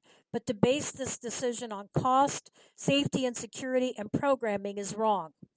In a memorandum, Yates continued, for profit Prisons served an important role during a difficult period, but time has shown that they compare poorly to our own Bureau facilities. They simply do not provide the same level of correctional services, programs, and resources. They do not save substantially on cost, and as noted in a recent report by the Department's Office of Inspector General, they do not maintain the same level of safety and security. The rehabilitative services that the Bureau provides, such as educational programs and job training, have proved difficult to replicate and outsource, and these services are essential to reducing and improving public safety.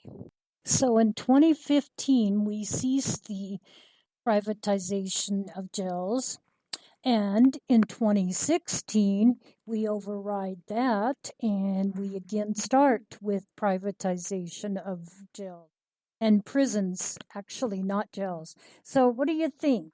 Is privatization of prisons, is it a form of business?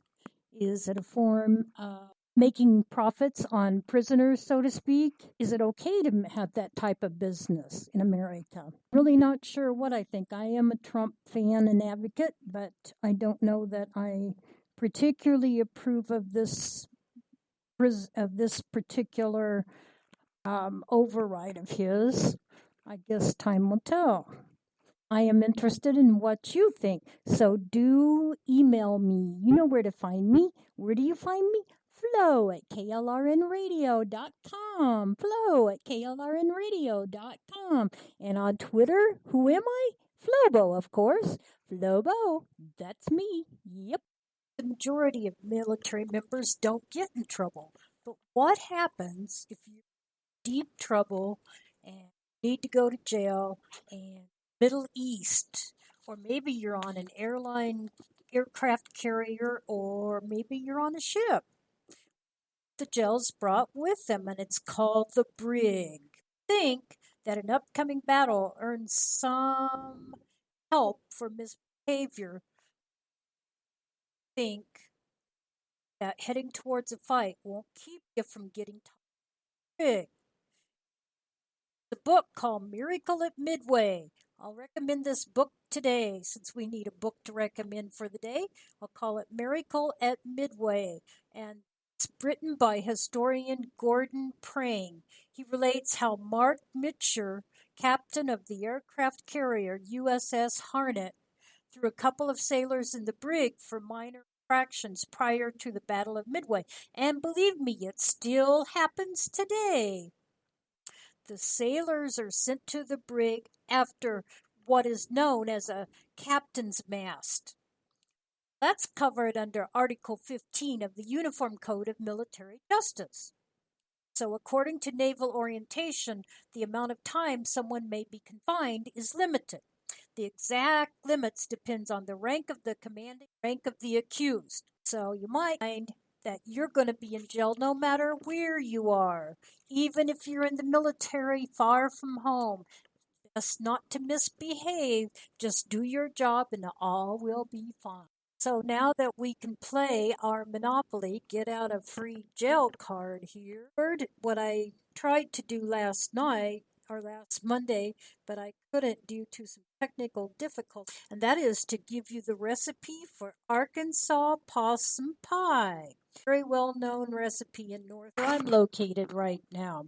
So, your ingredients: you need 1 graham cracker crust, you need 6 ounces cream cheese softened, and you need 3/4 cup powdered sugar, 1/4 cup pecans chopped, 1 3/4 cups milk, teaspoon vanilla extract, vanilla instant pudding mix, 1/3 cup instant chocolate pudding. Okay. 1/2 cup heavy cream, 1 teaspoon vanilla extract, 1/2 cup chocolate cookies crushed, and 15 pecan halves. This is how you make it. First, you beat the sugar, pour into the crust, sprinkle with chopped pecans, whisk the milk, 1 teaspoon vanilla, and pudding mixes for 2 minutes. Let stand for 2 minutes. Spoon pudding mix over pecans. Sprinkle with 1/4 cup of the cookies. Refrigerate for 4 to 6 hours. Whipped cream with 1 teaspoon vanilla.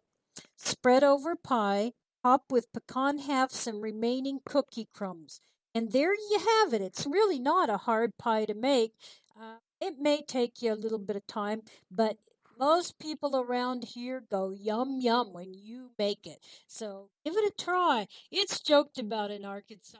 Really, it's a true recipe. They even serve it at Murdy May's. And Murdy May was one of the first people that served Arkansas food, including chicken around here. So you know it has to be a pretty doggone good pie. Give it a try and let me know what you think of it. How do you find me? Oh, you know. You really do know. That you said? KLRN Radio. That you got it. Flo at KLRN Radio. That would be me. Flo at KLRN Radio. And you would find your email and then I will respond to it hopefully. Thanks. CDC, the Control of Centers for Disease Control and Prevention, is warning that salmonella infections are linked to live poultry and backyard flocks. Quite a bit of this lately, it seems.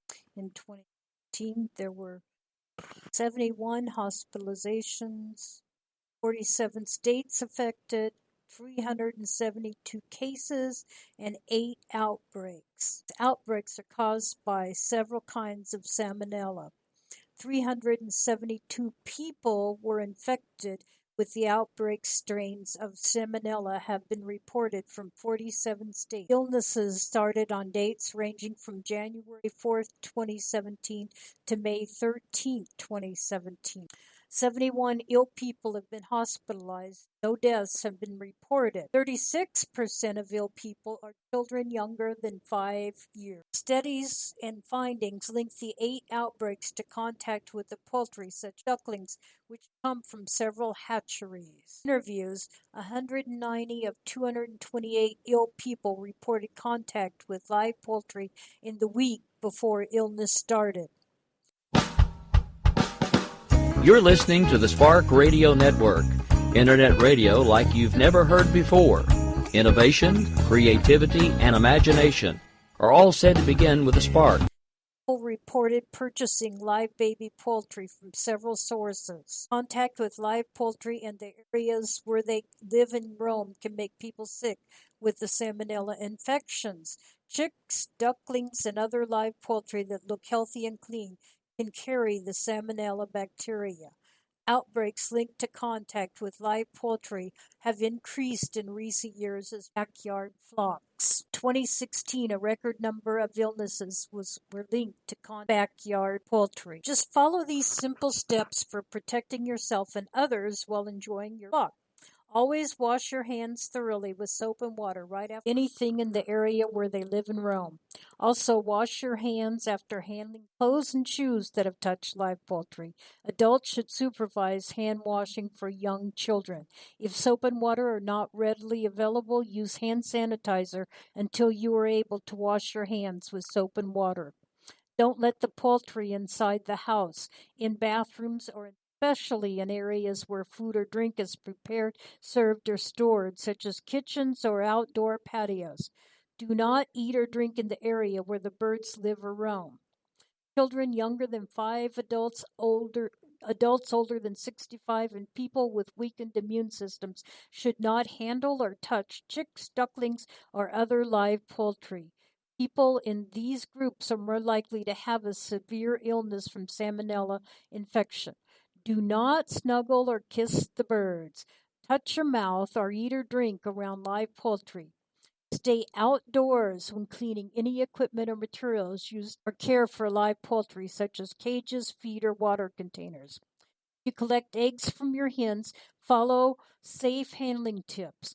Always wash your hands with soap and water after handling eggs, chickens, or anything in their environment.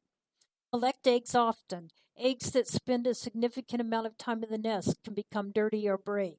Cracked eggs should be thrown away. Refrigerate eggs after collection. Eggs with dirt and debris can be cleaned with fine sandpaper, a brush, or cloth. Don't wash eggs because colder water can pull bacteria into the egg. Cook eggs thoroughly. Raw and undercooked eggs may contain salmonella bacteria that can make you sick. Thus far, Arkansas, which is a very heavily, thus far, Arkansas has a lot of birds via work through Tyson's, has only had one case reported this year. Hooray, Arkansas. Looks like Kentucky so far is coming in with the largest number of. There are a total of 372 cases again. Vanilla. You can find your state listing and see how many your state has by looking up salmonella. Remember, save lives. That's been discovered, still as important as when it was first discovered. Hand washing is like a do-it-yourself vaccine. It includes 5 simple and effective steps. Wet leathers take to reduce the spread of diarrhea and respiratory illness so you can stay healthy. Regular hand washing, particularly before and after certain activities, is one of the best ways to remove germs and getting sick and prevent the spread of germs to others. It's quick, it's simple, and it can keep us off from getting sick. Hand washing is a win for everyone except the germs. So wash your hands. And you will be fighting germs. Now, a good way to scrub your hands long enough is to sing happy birthday to yourself. And then you'll know that you got the time in that you need. So do wash those hands. That's extremely important. There's nothing that you can do that will prevent the spread of disease better than washing your hands. Don't have hand washing material close by, or maybe you don't have running water. Use the sterilizer until you can actually get to a place to. CDC, the Control of Centers for Disease Control and Prevention, is warning that salmonella infections are linked to live poultry and backyard flocks. Quite a bit of this lately, it seems. In 2018, there were 71 hospitalizations, 47 states affected, 372 cases, and 8 outbreaks. Outbreaks are caused by several kinds of salmonella. 372 people were infected with the outbreak. Strains of salmonella have been reported from 47 states. Illnesses started on dates ranging from January 4th, 2017 to May 13th, 2017. 71 ill people have been hospitalized. No deaths have been reported. 36% of ill people are children younger than 5 years. Studies and findings link the 8 outbreaks to contact with the poultry, such ducklings, which come from several hatcheries. Interviews, 190 of 228 ill people reported contact with live poultry in the week before illness started. Reported purchasing live baby poultry from several sources. Contact with live poultry in the areas where they live and roam can make people sick with the salmonella infections. Chicks, ducklings, and other live poultry that look healthy and clean can carry the salmonella bacteria. Outbreaks linked to contact with live poultry have increased in recent years as backyard flocks. 2016, a record number of illnesses were linked to backyard poultry. Just follow these simple steps for protecting yourself and others while enjoying your flock. Always wash your hands thoroughly with soap and water right after anything in the area where they live and roam. Also, wash your hands after handling clothes and shoes that have touched live poultry. Adults should supervise hand washing for young children. If soap and water are not readily available, use hand sanitizer until you are able to wash your hands with soap and water. Don't let the poultry inside the house, in bathrooms, or especially in areas where food or drink is prepared, served, or stored, such as kitchens or outdoor patios. Do not eat or drink in the area where the birds live or roam. Children younger than 5, adults older than 65, and people with weakened immune systems should not handle or touch chicks, ducklings, or other live poultry. People in these groups are more likely to have a severe illness from salmonella infection. Do not snuggle or kiss the birds. Touch your mouth or eat or drink around live poultry. Stay outdoors when cleaning any equipment or materials used or care for live poultry, such as cages, feed, or water containers. You collect eggs from your hens, follow safe handling tips. Always wash your hands with soap and water after handling eggs, chickens, or anything in their environment. Collect eggs often. Eggs that spend a significant amount of time in the nest can become dirty or break. Cracked eggs should be thrown away. Refrigerate eggs after collection. Eggs with dirt and debris can be cleaned with fine sandpaper, a brush, or cloth. Don't wash eggs because colder water can pull bacteria into the egg.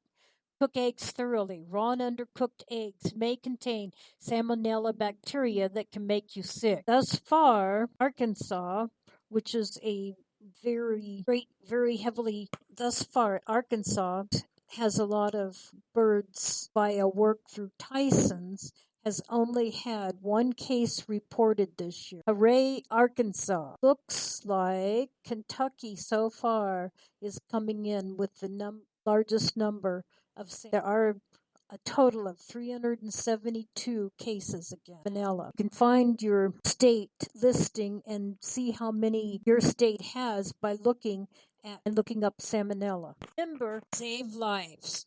That's been discovered, still as important as when it was first discovered. Hand washing is like a do-it-yourself vaccine. It includes 5 simple and effective steps. Wet leathers take to reduce the spread of diarrhea and respiratory illness so you can stay healthy. Regular hand washing, particularly before and after certain activities, is one of the best ways to remove germs, getting sick, and prevent the spread of germs to others. It's quick, it's simple, and it can keep us off from getting sick. Hand washing is a win for everyone except the germs. So wash your hands. And you will be fighting germs. Now, a good way to scrub your hands long enough is to sing happy birthday to yourself. And then you'll know that you got the time in that you need. So do wash those hands. That's extremely important. There's nothing that you can do that will prevent the spread of disease better than washing your hands. Don't have hand washing material close by, or maybe you don't have running water. Use the sterilizer till you can actually get to a place to wash your hands. I'd like to share a story with you. It's called The Great California Gold Rush, and it's out of a book called My Fun with Learning, Real Life Heroes and America's Story. California territory in the 1840s was a vast frontier. Along its beautiful Pacific coastline, there were missions and little villages that had been built by Spanish colonizers and missionaries. Families of some of the early Spanish settlers owned immense land grants or ranchos. Life was unhurried, and the afternoon siesta or nap was a tradition. Then one day, something happened that was to change everything. January 24th, 1848, a man named James Marshall discovered rocks containing a yellow metal at the bottom of a river. Metal was gold. It was a hard-working California settler named John Sutter. Sutter had left Germany in search of a fortune. In 1839, he was granted a large tract of land by the Mexican governor of California. Sutter built a fort and began a settlement. Soon there were granaries, mills, and stores at the settlement, and Sutter became very wealthy. Sutter hired James Marshall to build a sawmill on his property. The mill was built on the bank of the American River, not far from Sutter's fort. The mill's great saw was to be powered by a water wheel, and Marshall was busy deepening the channel or mill race for the water wheel when he saw little flakes of gold in the hard white quartz behind the riverbed. Marshall told John Sutter about his discovery. Sutter had mixed feelings about the news Marshall brought him. He realized that the gold could make him fabulously wealthy. Also mean the destruction of the private, peaceful little empire he had built. He and Marshall agreed not to tell anyone about the discovery. But the workers who helped Marshall build the sawmill could not keep the secret. Soon, people from all over California were camping on Sutter's property, searching for gold. The whole country learned of the discovery. when President James K. Polk made his yearly message to Congress in December 1848. Polk displayed a quantity of gold found in California and announced, "The accounts of the abundance of gold are of such extraordinary character as would scarcely command belief." President Polk's message inspired thousands of people to set out for California to seek their fortunes in what became known as the Gold Rush. In 1849 alone, over 80,000 gold hunters reached California. Some of these adventurers, who came to be known as the 49ers because the gold rush began in 1849, traveled by sea around South America's stormy Cape Horn. Others sailed to cut across the jungles of the Isthmus of Panama and continued by ship once they reached the Pacific side of the isthmus. The largest number journeyed overland. But unfortunately, most young, healthy, determined survived. It seemed that the gold seekers would never stop coming, and there was good reason. The mother lode, the main source of the gold-bearing quartz, was discovered in 1850. It was hundreds of millions of dollars worth of gold. Most of the 49ers were not lucky enough to find gold, but a few did strike pay dirt, made their fortunes. Other 49ers made money other ways, by working as bakers, doctors, carpenters, wagon drivers, or teamsters, dentists, hotel keepers, newspaper publishers, storekeepers, farmers, and ranchers. As the gold ran out and people got over their gold fever, some of the disappointed prospectors packed up and traveled back to where they had come from. But many of the 49ers stayed in California and helped build new towns, cities, ranches, farms, orchards, and vineyards. What of John Sutter? His workers deserted him to search for gold. He sold some of his land to gold seekers. Others simply seized what they wanted. Sutter was unable to stop the thousands of people who camped on his dug, panned, or mined for gold. He went to the courts for help, but they would not honor his land claims. Sutter's original land grants were made by the Mexican government. Finally, John Sutter moved to a small farm in Pennsylvania, but he never gave up his hope that the United States government would restore his lands to him. In 1880, on one of his many trips to Washington, D.C., John Sutter died. James Marshall fared no better. He died in poverty in 1885. His grave is near the spot where he made his historic discovery. Years before, Sutter and Marshall had met with the controlled much of the gold-producing Sacramento Valley. An old chief of the tribe spoke words of warning. "Yellow metal, my white friends, seek is bad medicine. It belongs to an evil spirit who in the end devours all who search for it." For Sutter and Marshall and many others, these words came true. But for others, the great gold rush brought good fortune. There were two sides to the bright gold coin James Marshall's discovery produced: happiness for some, heartbreak for others. Today, California's capital city of Sacramento stands not far from the site of Sutter's fort. Everywhere throughout California, you can meet the descendants of the brave and adventurous 49ers when we come back about California.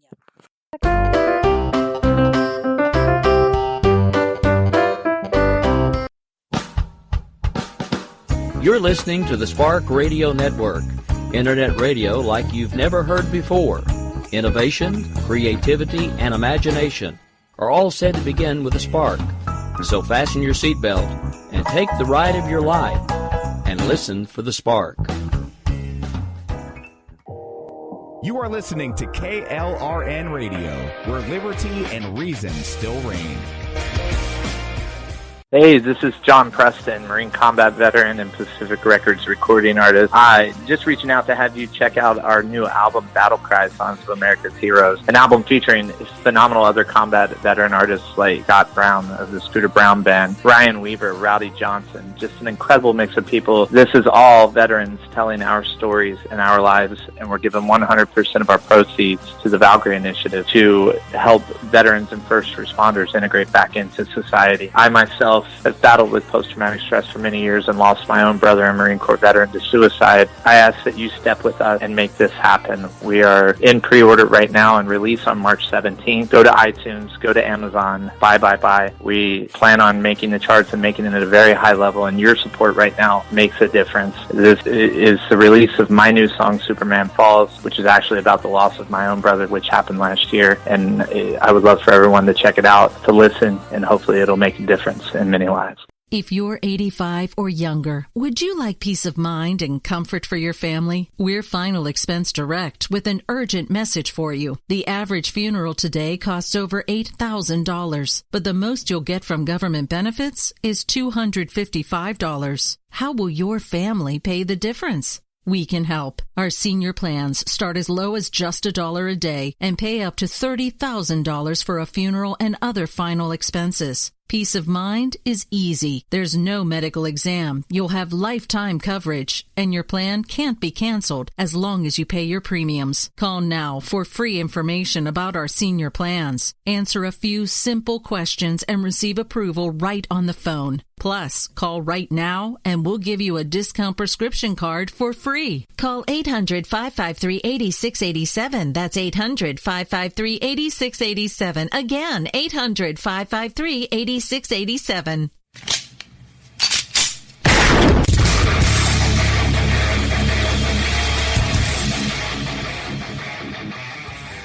This is Slickery Trigger for Rebel Road Tactical. With proper care and feeding, your pistol will be ready when you need it. There to save your life. Shouldn't your gear be that good? Whether you need a holster for comfortable everyday carry or a tough-as-nails holster for your next training course, Rebel Road Tactical has what you need. Check us out on the web at rebelroadtactical.com.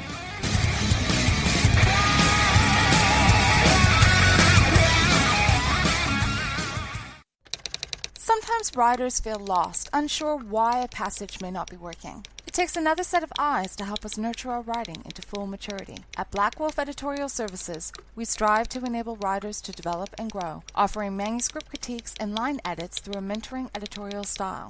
We also offer assistance on generating a writer's bio for your websites. Black Wolf Editorial Services, nurturing your writing into maturity. For a full list of services, visit blackwolfeditorial.com. Here's George Foreman with InventHelp. Hi, I'm George Foreman. Do you have an idea for a new product or invention? People ask me all the time, George, how do I get my idea in front of companies? How do I get a patent? What do I do next? Do you have the same questions? I'll tell you like I'll tell them all. Call my friends at InventHelp. Call InventHelp today for free information. InventHelp has been helping inventors for more than 30 years and has sales offices nationwide. InventHelp can submit your invention to companies who are interested in receiving new ideas. If you have an idea and want to try to patent it and submit it to companies, you should call InventHelp today for free information. Listen, I can't guarantee a company will be interested in your idea, but I believe every inventor deserves the opportunity to step into the ring and take their best shot. Put InventHelp in your corner. To get your free inventor's information, call 1-800-353-6490. That's 1-800-353-6490. Again, 1-800-353-6490. KLRN Radio has advertising rates available. We have rates to fit almost any budget. Contact us at advertising@klrnradio.com.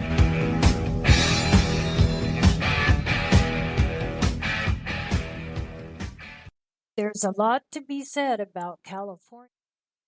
A western United States stretches from the Mexican border along the Pacific for nearly 900 miles. Its terrain includes cliff-lined beaches, redwood forest, the Sierra Nevada mountains, Central Valley farmland, and the hot Mojave Desert. The city of LA is the seat of the Hollywood entertainment industry. Hilly San Francisco is known for the Golden Gate Bridge, Alcatraz Island, and cable cars. Learned in our story, the capital is Sacramento. The minimum wage in California is $10.50 per hour as of January 1st, 2017. 2015, the population was 39.4. Senators are Kamala Harris, Democrat, and Diana Feinstein, Democrat.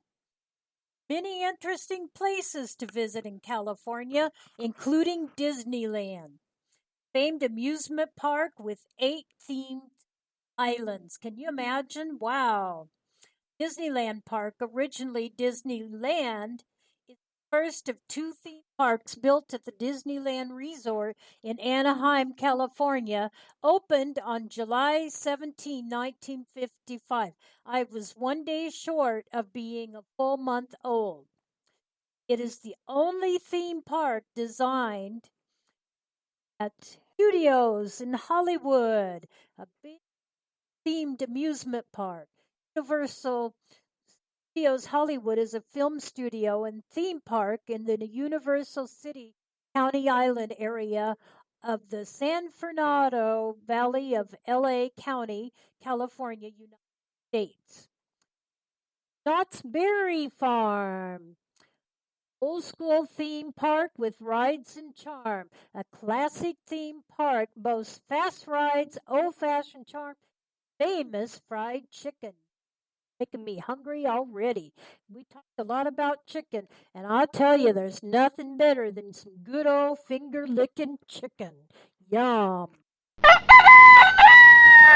he has to say about that, all right? Well, okay then. And moving on here, Disney California Adventure, a modern theme park with dining and shows. Disney California Adventure Park, commonly referred to as Disney California Adventure or DCA, is a theme park located in Anaheim.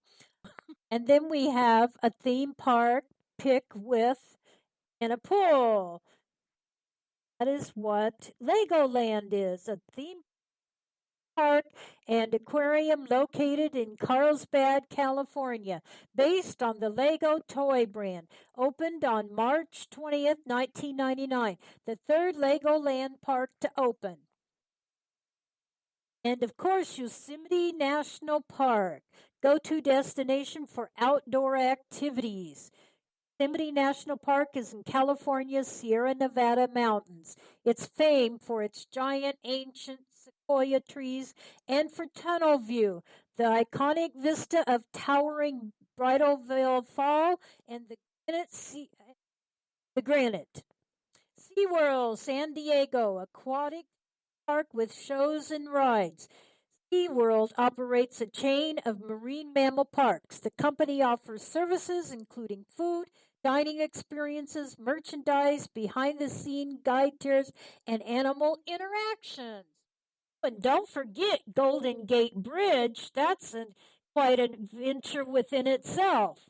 It was opened in 1937. It's a suspension bridge, ooh, scary, spanning the Golden Gate Strait, the 1 mile wide, 1.7 mile long channel between San Francisco Bay and the Pacific Ocean. And then Alcatraz Federal Penitentiary, notorious prison, historical attraction. Alcatraz Island is located in San Francisco Bay, 1.25 miles offshore from San Francisco, California, United States. The small island was developed with faculties for a lighthouse. Lake Tahoe has ski resorts, beaches, Bay Park. Lake Tahoe is a large freshwater lake in the Sierra Nevada mountains, the border of California and Nevada. It's known for its beaches and ski resorts. On the southwest shore is Emerald Balboa Park. That's Emerald Bay Park. Balboa Park is a multi-attraction park that covers 20 acres. Can you imagine that? Sprawling outward destination is home to the city's renowned zoo, 17 museums, gardens, and much more. Griffith Observatory there, and there is a planetarium, telescopes, and city. This Griffith Observatory. Art Deco landmark from 1935 features a high-tech planetarium, public telescopes, and city. And everyone's heard of Hollywood Walk of Fame. Michael Jackson Theater and Monument. The Hollywood Walk of Fame comprises more than 2,600 five-pointed terrazzo and brass stars embedded in the sidewalks along 15 blocks of Hollywood Boulevard and 3 blocks of Vine Street. Sierra Nevada, mountains, backpacking, lakes, and hiking. The Sierra Nevada is a mountain range in the western United States between the Central Valley of California and the Basin and Range Province. The vast majority of the range lies in the state. Hollywood sign, iconic letters atop Mount Lee since 1923. Erected in 1923, this symbolic landmark on Mount Lee is often viewed from Griffith Park Observatory. San Diego Zoo Safari Park has a vast wildlife sanctuary with tours. Visitor tours of an 1,800-acre wildlife sanctuary with over 300 species of African and Asian animals. Six Flags Magic Mountain, an amusement park with many roller coasters. Flag Magic Mountain is a 262-acre theme park located in the Santa Clarita, California neighborhood of Valencia, north of LA. It opened on May 30th, 1971 as Magic Mountain Development. Fisher's Wharf. Seafood, sea lion, earless seal, and clam. Fisherman's Wharf is a neighborhood and popular tourist attraction in San Francisco, California. It roughly encompasses the northern waterfront area of San Francisco. You're listening to the Spark Radio Network, internet radio like you've never heard before. Innovation, creativity, and imagination are all said to begin with a spark. Giraldelli Square or Hollywood Boulevard. San Diego Zoo, Safari Park, and Wildlife Conservation. The San Diego Zoo is a zoo in Balboa Park, San Diego, California, housing over 3,700 animals of more than 650 species and subspecies. Its parent organization, San Diego Zoo Global, is Monterey Bay Aquarium, sprawling marine life attraction, well-known aquarium on a rocky coastline with exhibits ranging from otter habitats to touch pools. Wow. Hearst Castle, storied hilltop mansion, open for tours. Guest explore the art and grounds of the 20th century mansion built by the media magnate. Sequoia National Park, giant trees plus hiking and camping. Sequoia National Park is adjacent to King Canyon National Park in California's southern Sierra Nevada mountains. It's known for its huge sequoia trees, notably the General Sherman tree. You're listening to the Spark Radio Network, internet radio like you've never heard before.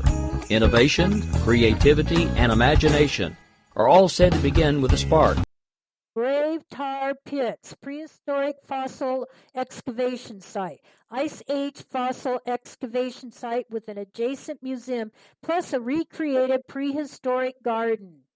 Winchester Mystery House, quirky mansion with odd design details, sprawling landmark with a staircase leading nowhere, and other odd features designed to confuse ghosts.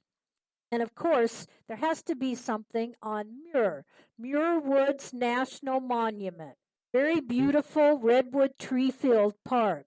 Muir Woods National Monument is part of California's Golden Gate National Recreation Area, north of San Francisco. It's known for its towering old-growth redwood trees. Trails wind among the Redwood National and State Parks. And there are vast, imposing forests of redwood trees. At the Redwood National and State Parks, there are old-growth temperate rainforests located in the United States along the coast of northern California, comprising Redwood National Park and California Tree National Park. Joshua Tree National Park is a desert destination with geologic wonders. It is a vast protected area in Southern California. It's characterized by rugged rock formations and stark desert landscapes, named for the region's twisted, bristled Joshua trees. Santa Monica Pier, popular landmark for rides and restaurants. Storied seaside destination boasting a range of shops and cafes, plus an amusement park and aquarium. Lombard Street, famous crooked street with hairpins turns. A 27-degree angle, this famously crooked street features 8 hairpin turns and landscape flower beds.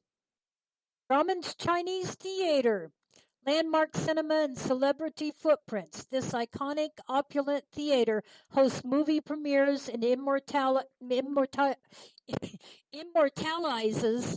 hand and footprints of the stars. USS Midway Museum, historic aircraft carrier with exhibits. But sea exhibits restored planes and flight simulators aboard this legendary aircraft carrier. Getty Center, celebrated free venue for art exhibits.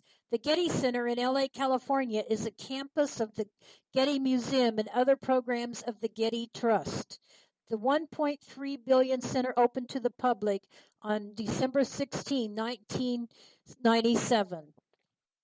Aquarium to the Pacific, sea life exhibits in a waterfront space.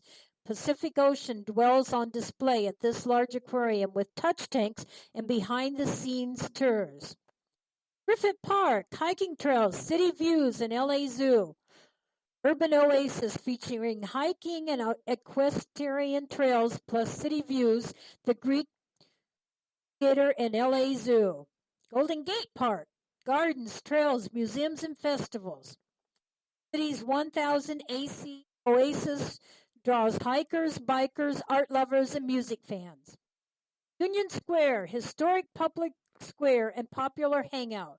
Bustling public square in the heart of the city, surrounded by shops, theaters, hotels, and restaurants. Presidio of San Francisco, hiking, golf, running, walking, and art. Presidio of San Francisco is a park and famous and former U.S. Army military fort on the northern tip of the San Francisco Peninsula in San Francisco, California, part of the Golden Gate National. Napa Valley, AVA, wineries, hot springs, and Napa Wine Train. Napa Valley is a renowned California wine-producing region north of San Francisco with hundreds of vineyards set amid rolling hills. As wineries, and they range from small family-run estates to landmarks. Death Valley National Park. Boy, talk about hot. Over 3.4 million acres of wilderness. Death Valley National Park straddles eastern California and Nevada. It's known for Titus Canyon, with a ghost town and colorful rocks and bad water basin sea flats. Kings Canyon National Park.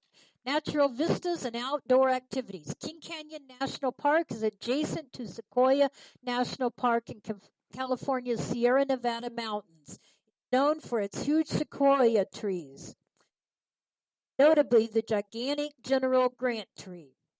Henry Cowell Redwood State Forest, or State Park, park with campgrounds and hiking trails. Featuring a variety of forested areas, this park offers camping, fishing, hiking, and picnic.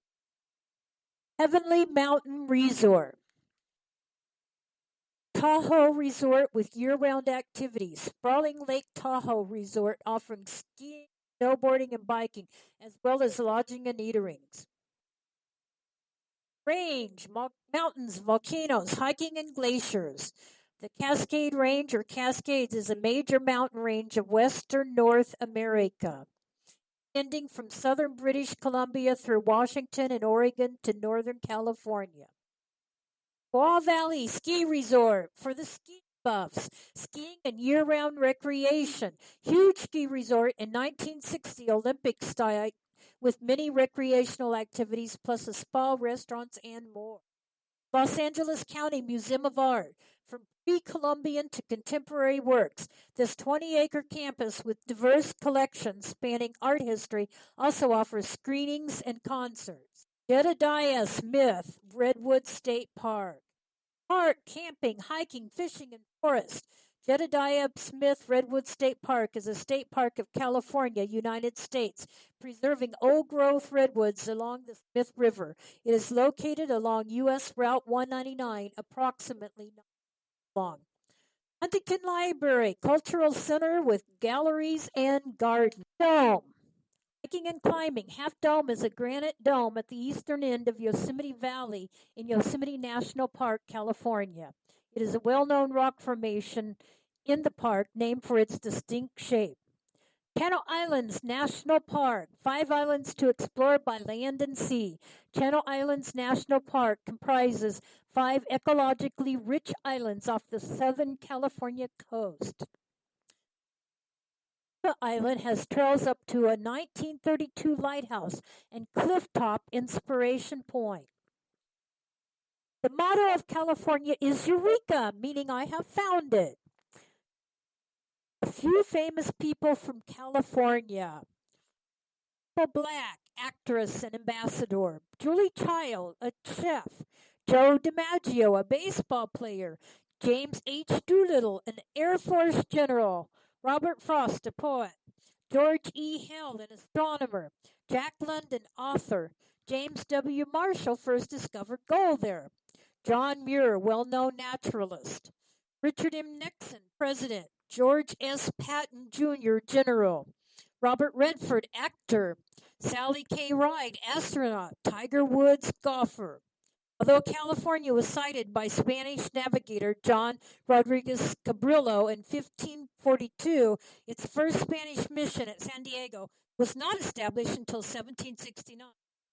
California became a United States territory in 1847 when Mexico surrendered it to John C. Fremont.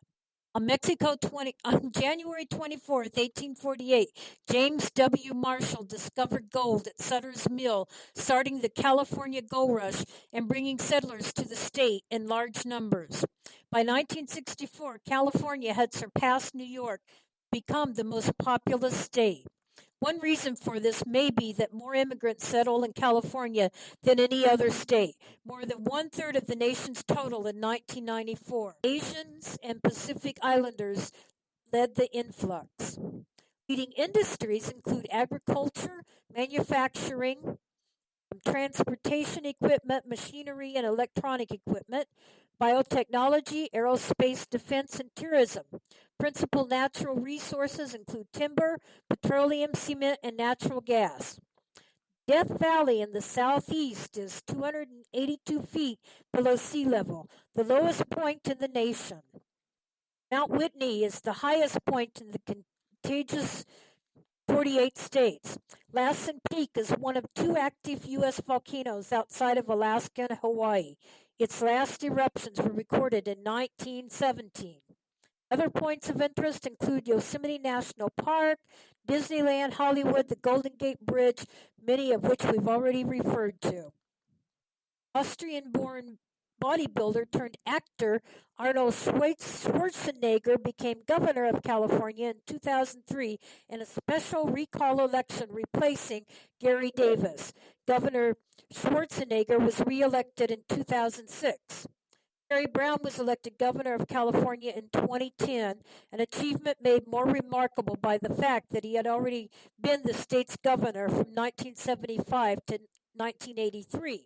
Almost 20 years after California passed the Save Our State initiative, which denied public, social, educational, and health services to illegal immigrants, Governor Jerry Brown signed a bill in 2011 giving illegal immigrant college students access to state-funded financial aid, the second half of 2-part legislation known as the DREAM Act. This time to pay bills really crept up. About you. I tell you, sometimes it doesn't seem like there's enough money for the month. You know how that is. I have just enough time to tell you a really cute story before we need to go pay those bills. This one kind of snuck up on me. This is such a cute story. A Missouri girl, little girl, was surprised Saturday by dozens of police officers. Came to her lemonade stand. It was set outside her home, first to rise enough money to buy a police officer costume. And she'd been obsessed with police officers, her mama said, since she could talk. They don't know how, but they said from the time she was 18 months old, and they said, we don't have any police officers in our family, so it kind of came true, I guess. Well, anyway, the story goes on that anytime she goes to a grocery store, a gas station, or any place and sees a policeman and she get to them, she has to shake their hands and has to talk to them. Hannah's favorite show is the animated Paw Patrol. And so she had her own little lemonade stand at the garage sale. And when she raised her $40, her aunt took her to Toys R Us and she purchased her own police uniform. Hannah was so happy she hurriedly put it on, and in the meantime, a family friend had sent a note through Facebook and said it would just make this little girl's day if there were any policemen in the area that could possibly stop by. She explained how Hannah loved police, just make her day. Well, they had canine units, mounted patrol, deputies, a helicopter patrol, and officers who came from different jurisdictions for him. There were, her mama said, nearly 50 officers. Lunch breaks or after they'd work long shifts. Mama said everyone told us they had a really hard day and it was really busy. And after we put that post up, things slowed down and it was like fate. Every single said that, Mama said. So I believe Mama. Anyway, the officers also insisted on contributing to Hannah's lemonade fund. The family made a point to tell them they didn't have to, but they did. And at that point, Hannah had determined that she wanted a police car, so she was saving for a Power Wheels police car. So once they heard that, they just kept putting money in her jars. Police officers kept coming until around 8 p.m. Saturday night, said Mama. Hannah hasn't stopped talking about these police that were her visitors since. She woke up the next day and asked if more police officers were coming by. She was excited when the Kansas City Police Department offered for her and her mama to come and tour the department. And Mama says that's been on her mind heavy and steady, let me tell you. Sounds like she's one really avid police worshiper at a very young age. Mama wanted to make sure and thank the police for making little Hannah's dream come true.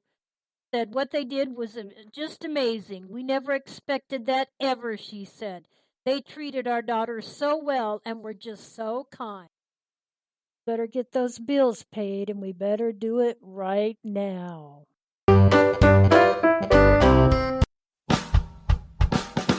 You're listening to the Spark Radio Network, internet radio like you've never heard before. Innovation, creativity, and imagination are all said to begin with a spark. So fasten your seatbelt and take the ride of your life and listen for the spark. You are listening to KLRN Radio, where liberty and reason still reign. Hey, this is John Preston, Marine combat veteran and Pacific Records recording artist. Just reaching out to have you check out our new album, Battle Cry, Songs of America's Heroes, an album featuring phenomenal other combat veteran artists like Scott Brown of the Scooter Brown Band, Ryan Weaver, Rowdy Johnson, just an incredible mix of people. This is all veterans telling our stories and our lives, and we're giving 100% of our proceeds to the Valkyrie Initiative to help veterans and first responders integrate back into society. I myself myself have battled with post-traumatic stress for many years and lost my own brother, a Marine Corps veteran, to suicide, I ask that you step with us and make this happen. We are in pre-order right now and release on March 17th. Go to iTunes, go to Amazon, buy. We plan on making the charts and making it at a very high level, and your support right now makes a difference. This is the release of my new song, Superman Falls, which is actually about the loss of my own brother, which happened last year. And I would love for everyone to check it out, to listen, and hopefully it'll make a difference in many lives. If you're 85 or younger, would you like peace of mind and comfort for your family? We're Final Expense Direct with an urgent message for you. The average funeral today costs over $8,000, but the most you'll get from government benefits is $255. How will your family pay the difference? We can help. Our senior plans start as low as just $1 a day and pay up to $30,000 for a funeral and other final expenses. Peace of mind is easy. There's no medical exam. You'll have lifetime coverage, and your plan can't be canceled as long as you pay your premiums. Call now for free information about our senior plans. Answer a few simple questions and receive approval right on the phone. Plus, call right now and we'll give you a discount prescription card for free. Call 800-553-8687. That's 800-553-8687. Again, 800-553-8687.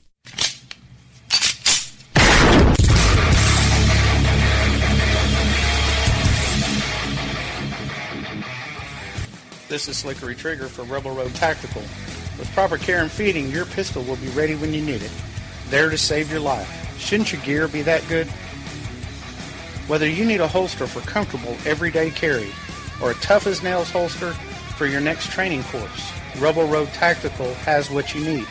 Check us out on the web at rebelroadtactical.com.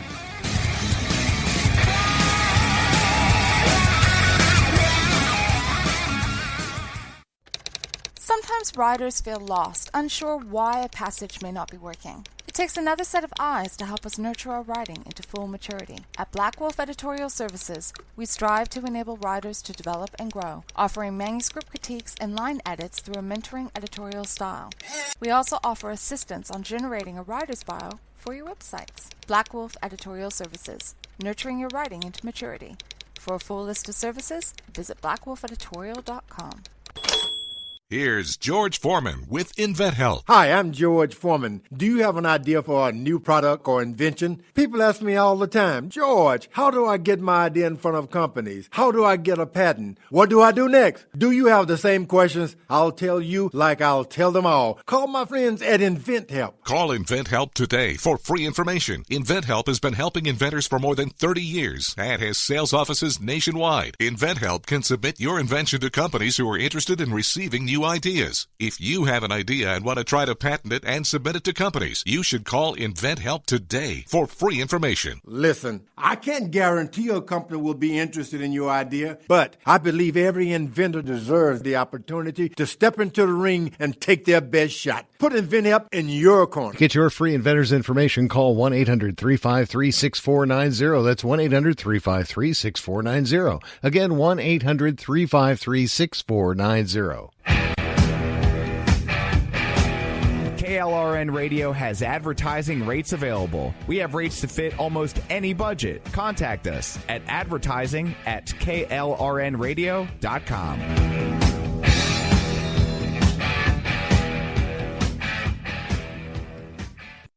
We have so many world events. I even hate to start on them. These days. We have a little midget in Korea that wants to start nuclear war. I think Mr. Frog is making his presence known. Excuse me. So anyway, midget in North Korea is wanting to make his presence known, and he's threatening nuclear war. It's scary in the fact that it's said that if he actually definitely start war, Eisenhower said he didn't know how World War III would start, but if it started, the result would be we'd have rocks to throw as weapons at the end of it. Sadly, it would take a lot of lives as well. It's hard to understand why a crazy person would want to take the lives of his own people in his own country by starting World War III.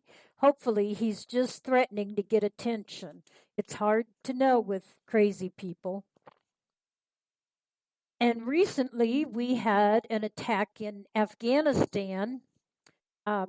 There was a bombing that killed over 150, according to the Afghanistan president. He said it was the deadliest single attack since 2001 when the U.S. led invasion toppled the Taliban. The attack was probably aimed at the upcoming decision by Trump and North America allies over whether to send back some of the troops withdrawn from Afghanistan by President Obama. Well, there's two sides of this viewpoint, as there so often is. Would more troops help or hurt Afghanistan?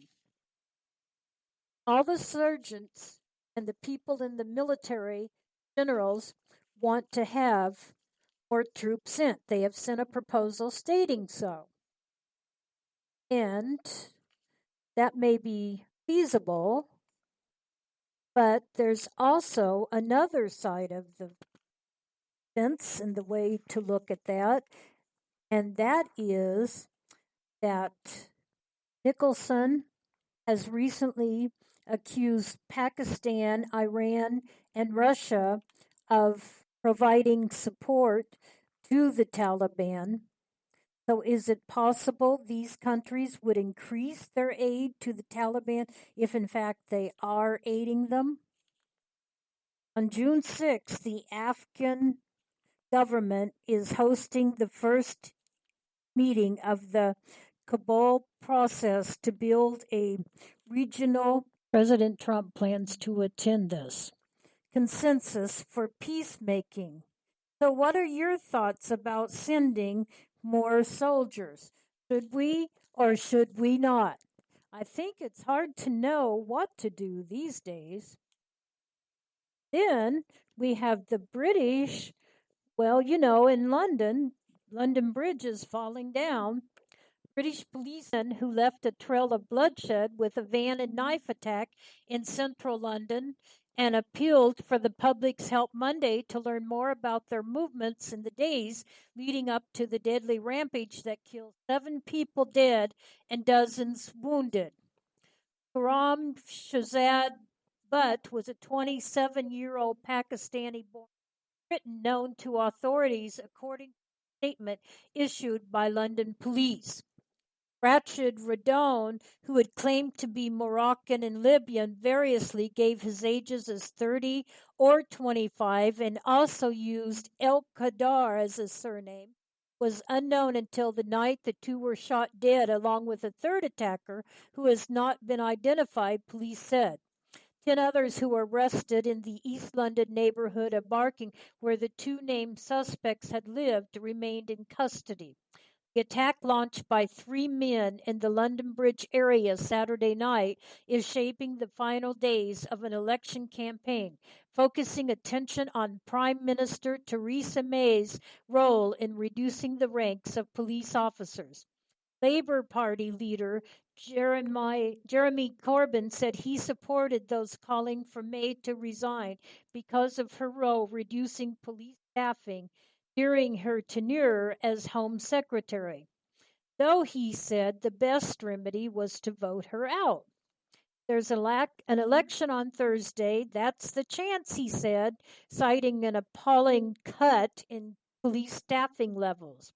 We're calling for a restoration of police numbers, and there's a call being made for her to go because of what she's done on the police numbers.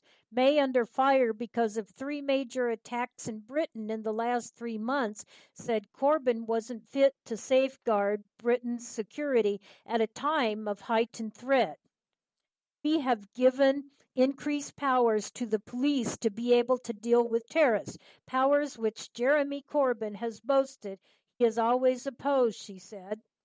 The Islamic State group has claimed responsibility for the brazen attack that started on London Bridge, then continued in the streets surrounding Borough Market.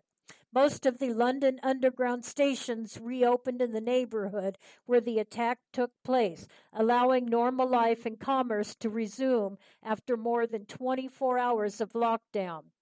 Some residents, cooped up inside all day Sunday, emerged from their homes first time since the attacks. We were all stuck, said Marcia Rainford, a 58-year-old who said she was sealed into her building complex with her mother and two children. We got blocked in one whole day, she said.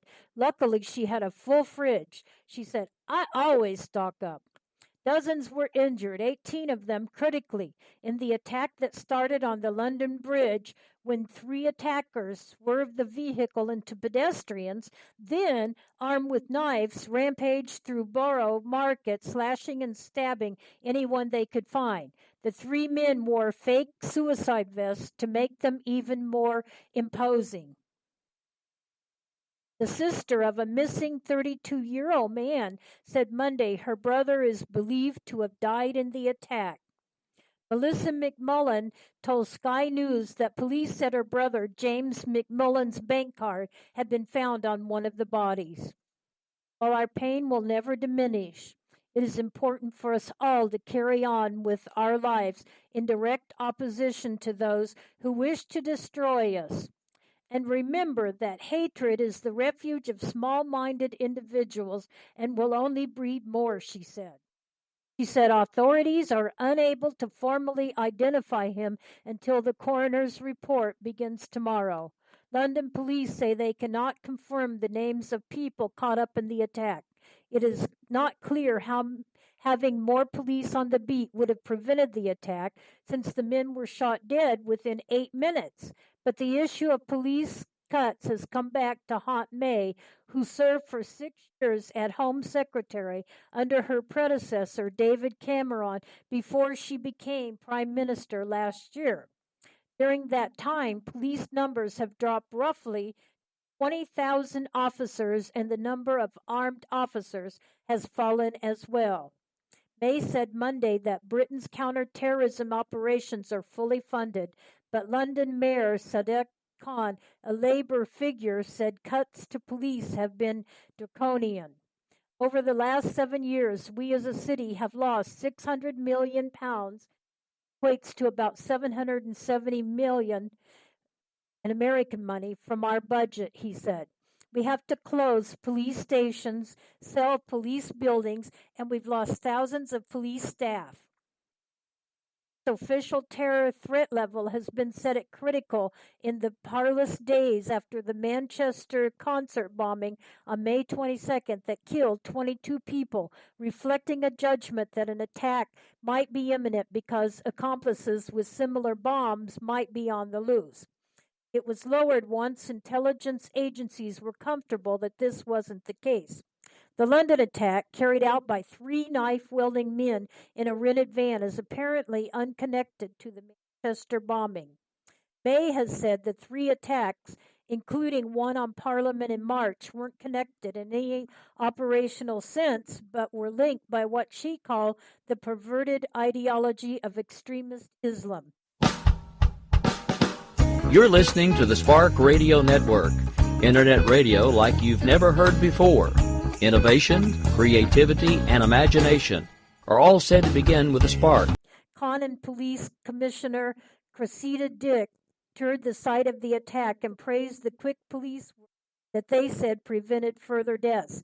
Dick said the attack was ghastly, but that Londoners are pulling together and refusing to be cowed by extremists. She said providing more firearms for London police wouldn't be a sensible solution to the increased tempo of attacks, saying the strategy of having special mobile units of heavily armed officers is effective. Con and Dick were briefly heckled by a man who called for more police to be put on the street. Should more police be put on the streets in London? Or should Americans even be concerned if more police are put in the streets in London, considering that it's not our country?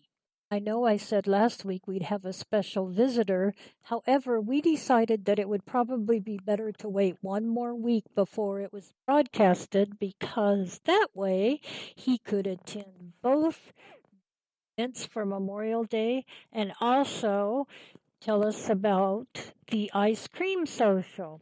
So it might be interesting, even more interesting, to talk with him next week.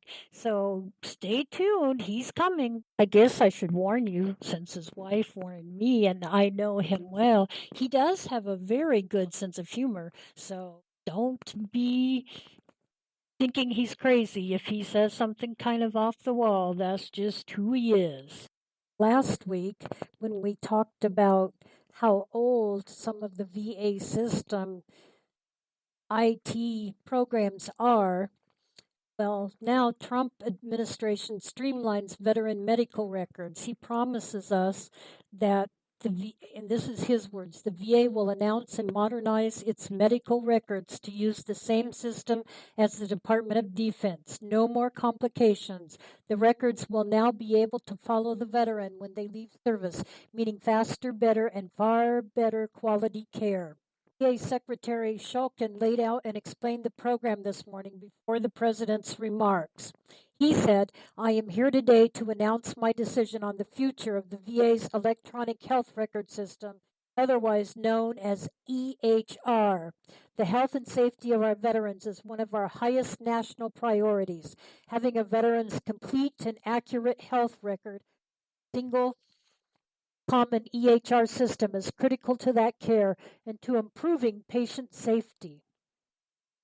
So it sounds like the wait time might be getting better for our veterans. Falcon also said at VA, we know where almost all of our veteran patients is going to come from the DOD. And for this reason, Congress has been urging the VA and DOD for at least 17 years, from all the way back in 2000, to work more closely on EHR issues. He also said, while we have established interoperability between VA and DoD for key aspects of the health record, seamless care is fundamentally constrained by ever-changing information sharing standards, separate chains of command, complex governance, separate implementation schedules that must be coordinated to accommodate these changes from separate program offices that have separate funding appropriations, and a host of related complexities requiring constant life cycle maintenance. Without improved and constantly implemented national interoperability standards, VA and Department of Defense will continue to face significant challenges if the departments remain on two different systems. A Pentagon report says Beijing may be looking to build a base in Pakistan. The document also suggests that China may be spending a great deal more on defense than it has admitted. U.S. Defense Department released a report saying it had reason to suspect that China could be eyeing Pakistan as a possible location for a foreign military base. Pentagon said on Tuesday that the world can expect a more military-minded China to continue expanding its defense outposts outside its borders. China most likely will seek to establish additional military bases in countries with which it has a long-standing friendly relationship and similar strategic interests, such as Pakistan, and in which there is a precedent for hosting foreign militaries, said the report on China's defense policy, which is issued to Congress every year. This initiative, along with regular naval vessel visits to foreign ports, both reflects and amplifies China's growing influence, extending the reach of its armed forces, the report. The report also noted that Pakistan is already the biggest market in the Asia-Pacific region for Chinese arms exports. Beijing built its first overseas military base in the African nation on the eastern edge of the Indian Ocean. Outside of Washington, the possibility of setting up shop in Pakistan is likely to irk New Delhi as well. China has cited anti-piracy missions as the reason behind its construction there, which was already home to a large U.S. naval base.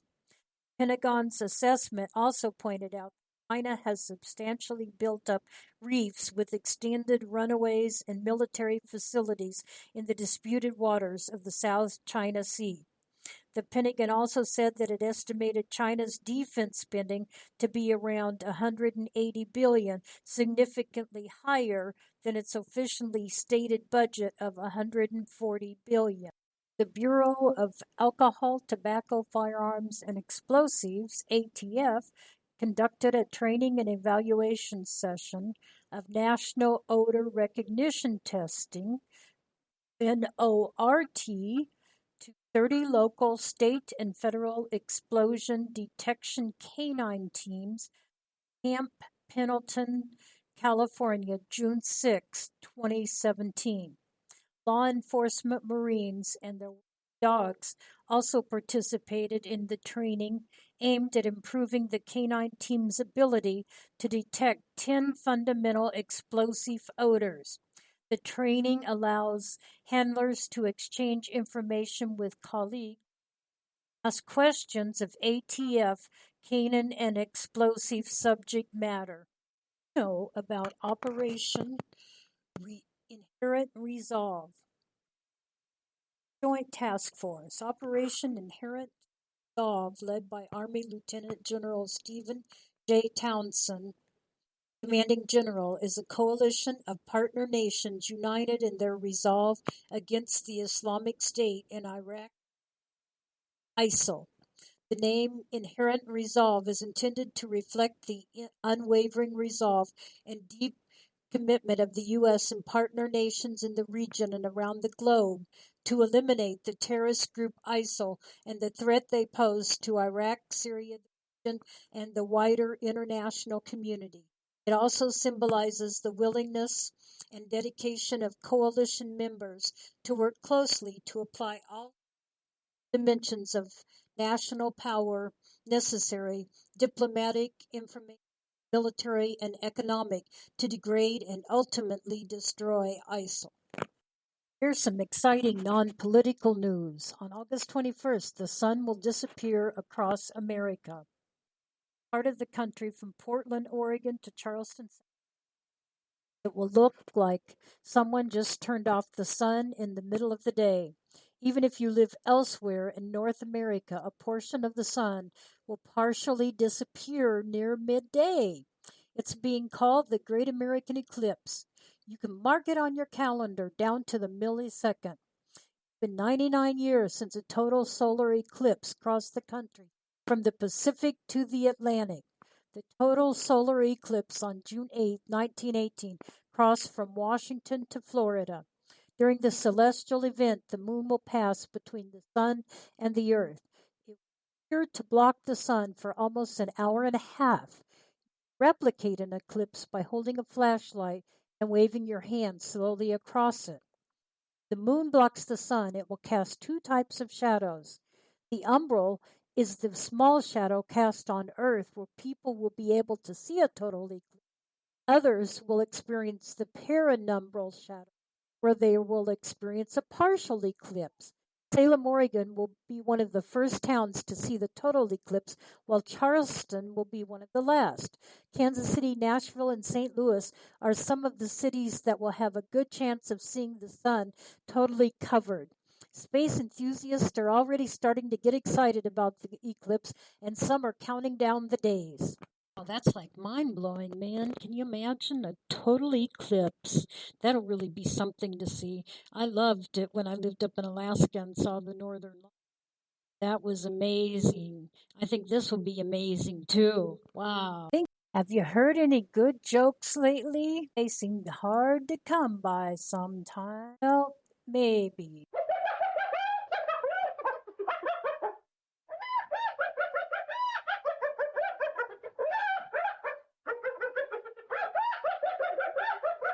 Then again, maybe that's a good thing. Coyotes are out tonight, which is making the dogs bark. Coyotes howled even more when I played the laughing hyenas. Maybe they have really good ears, even better than my dogs. Next week, besides our guest speaker, we'll also be talking a little bit about animals. It's amazing how many have helped our military. Really interesting to notice the huge variety of animals that have been. Some are going to come as a surprise, I'm quite sure, to you. So you'll definitely want to hear about that next week. We might also be talking some about military medicine. It's so easy to fall in love. It's so easy to fall in love. It is easy to fall in love. It's not always so easy to remember that we have to stop and pay bills. We are right on that timeline, so I'm going to stop now so we can pay those bills and we can stay in line and we can keep chatting. Now, remember how to contact me so you can chat with me? Yeah, it's Flo@klrnradio.com. Flo@klrnradio.com. Waiting to hear from very special you.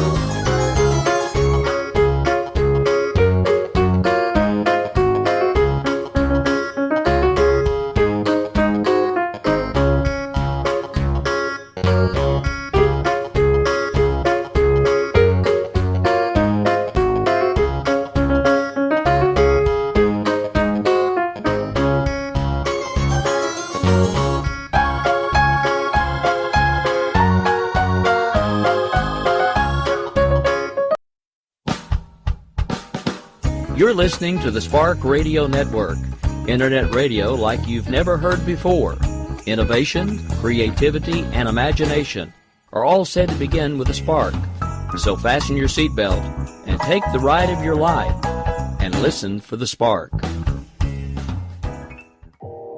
You are listening to KLRN Radio, where liberty and reason still reign.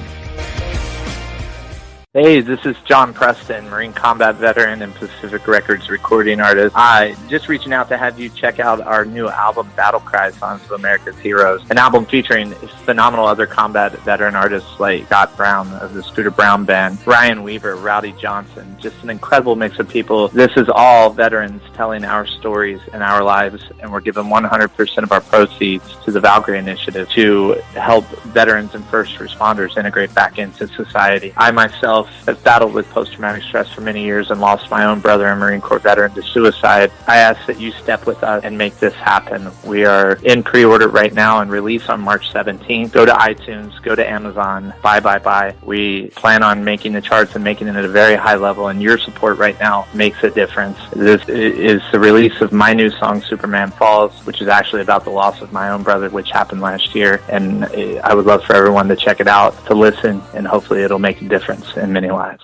If you're 85 or younger, would you like peace of mind and comfort for your family? We're Final Expense Direct with an urgent message for you. The average funeral today costs over $8,000, but the most you'll get from government benefits is $255. How will your family pay the difference? We can help. Our senior plans start as low as just $1 a day and pay up to $30,000 for a funeral and other final expenses. Peace of mind is easy. There's no medical exam. You'll have lifetime coverage, and your plan can't be canceled as long as you pay your premiums. Call now for free information about our senior plans. Answer a few simple questions and receive approval right on the phone. Plus, call right now and we'll give you a discount prescription card for free. Call 800-553-8687. That's 800-553-8687. Again, 800-553-8687.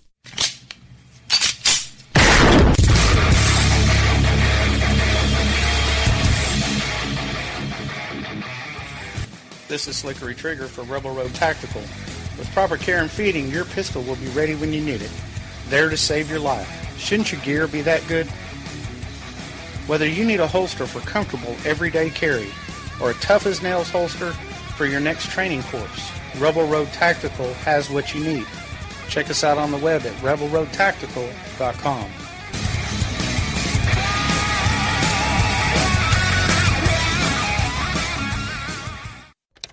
Sometimes riders feel lost, unsure why a passage may not be working. It takes another set of eyes to help us nurture our writing into full maturity. At Black Wolf Editorial Services, we strive to enable writers to develop and grow, offering manuscript critiques and line edits through a mentoring editorial style. We also offer assistance on generating a writer's bio for your websites. Black Wolf Editorial Services, nurturing your writing into maturity. For a full list of services, visit blackwolfeditorial.com.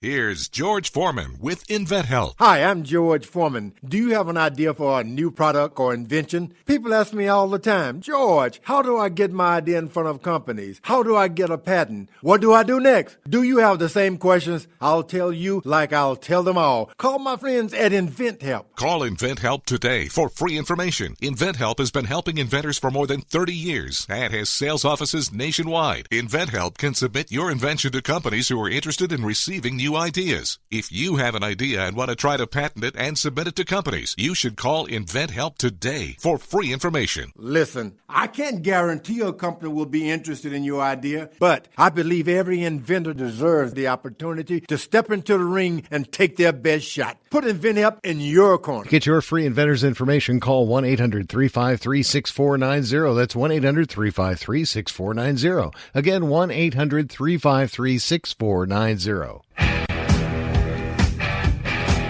KLRN Radio has advertising rates available. We have rates to fit almost any budget. Contact us at advertising@klrnradio.com.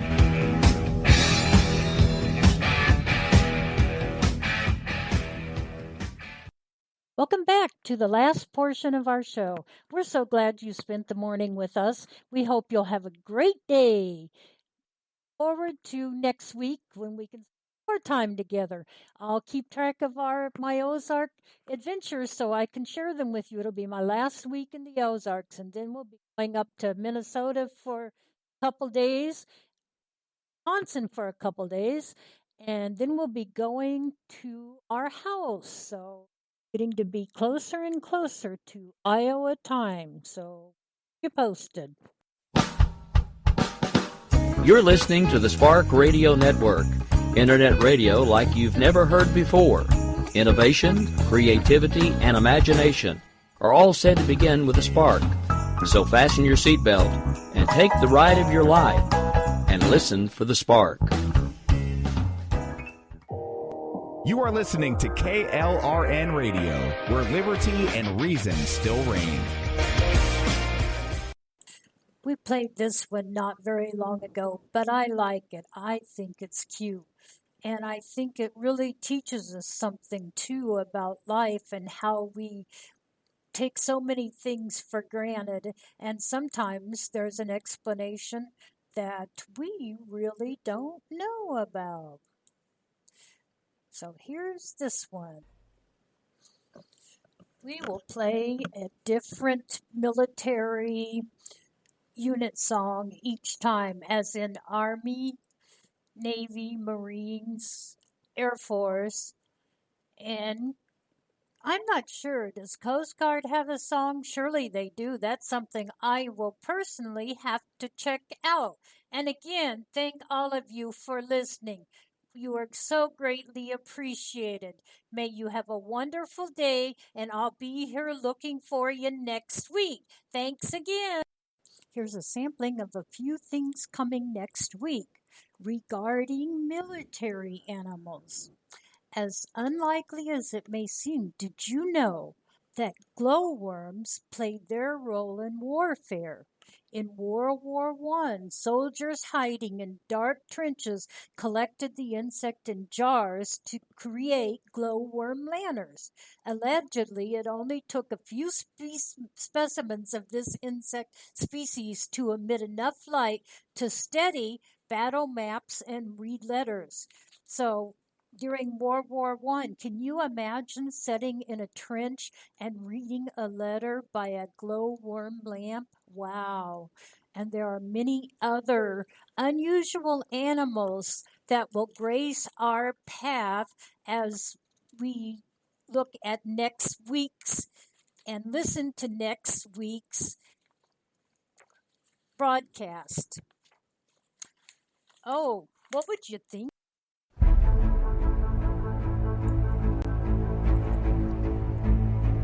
There's an old adage in the US military that eating carrots can improve one's eyesight.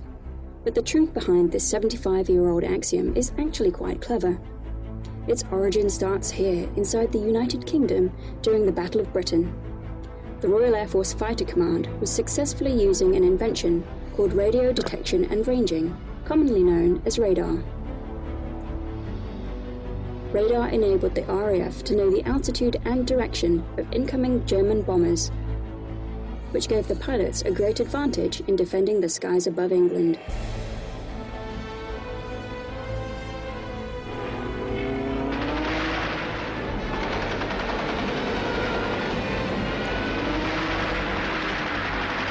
Eventually, the Luftwaffe changed tactics and began flying its bombing missions at night. The RAF, in turn, placed radar in its aircraft to best hone in on enemy attackers in the darkened night skies.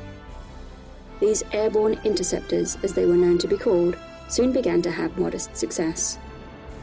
When a reporter asked RAF pilot and squadron leader John Cunningham what made the Royal Air Force pilots so successful, he couldn't disclose the truth that radar was helping the British hold off the German attackers. Thinking quickly, he commented that eating raw carrots at every meal helped improve the eyesight of the pilots. The off-the-cuff quip stuck in the vernacular of the public's imagination, a bit of misinformation that's still believed today.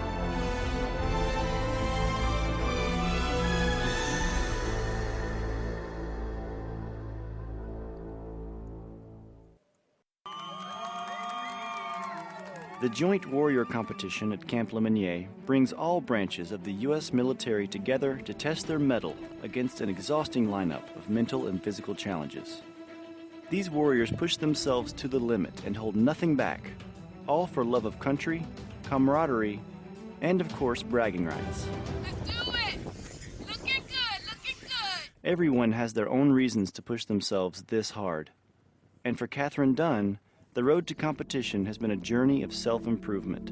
4 years ago, I set out on a journey to lose 90 pounds, and now I'm a competitive figure bodybuilder. I was told that I'll never compete, and I was like, oh yeah? Well, let me show you. So, as people often do, Catherine found herself at a place in life where she wanted to make some changes.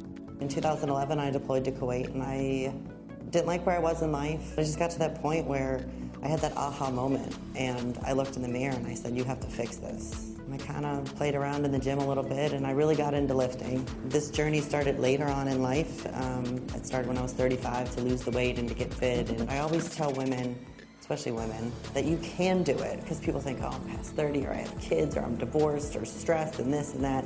It's a lifestyle. Perhaps the secret to Catherine's success is that her fiercest competitor is herself. It's not so much the competitive drive that I want to beat other people. It's just every day I want to better myself and become better than I was yesterday. Reporting from East Africa, I'm Tech Sergeant Benjamin T. Hayes. That just makes me feel patriotic. Wow.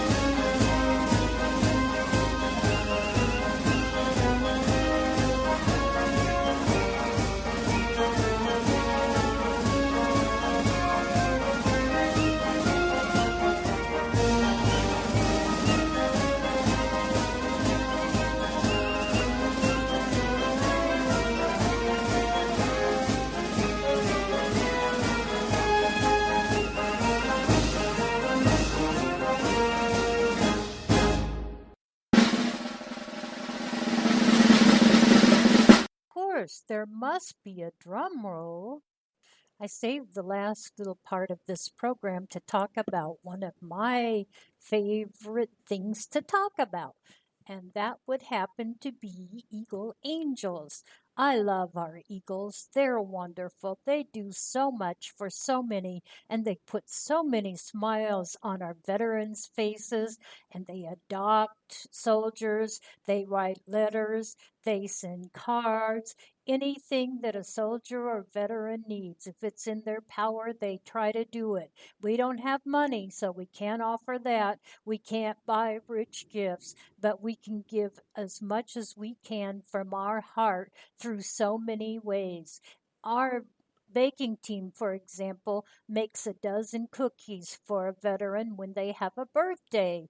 And our veterans, all of our veterans love that. If you're a veteran and would like a dozen cookies, you can let us know. If you'd like to join Eagle Angels, we'd sure love to have you. We need more and more people to join us so that we can do even more for our military. Our military deserves it. They've given so very much. You know, when I was taking care of our veterans, sometimes when I'd say, thanks for your service, and I'd talk with them just even a little bit, I'd see a tear on their eye. And you know, that made me sad.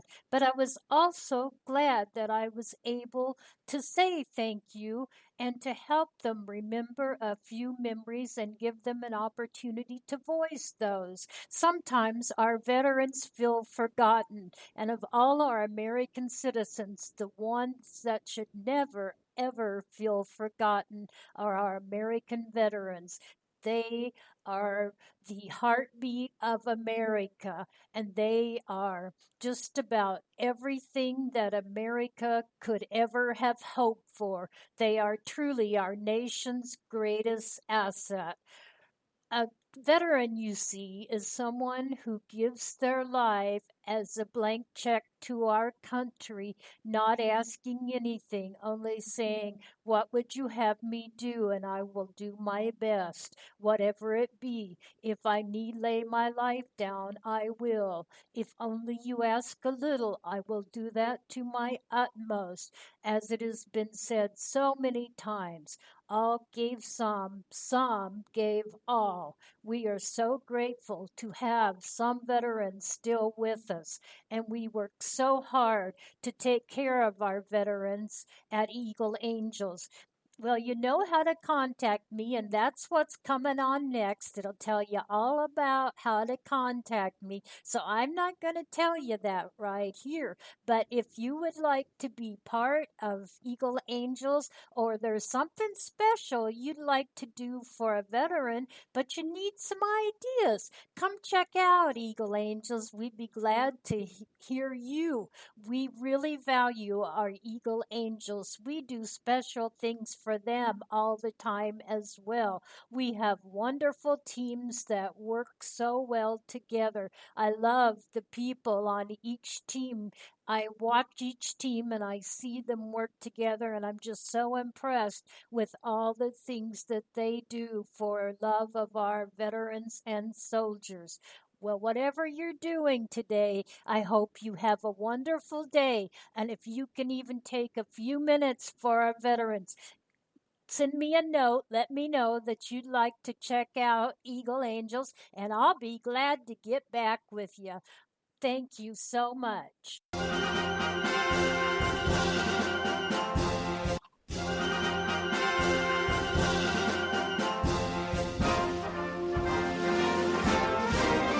March along, sing a song with the army of the free. Count the brave, count the true, who have fought to victory. We're the army and proud of our name.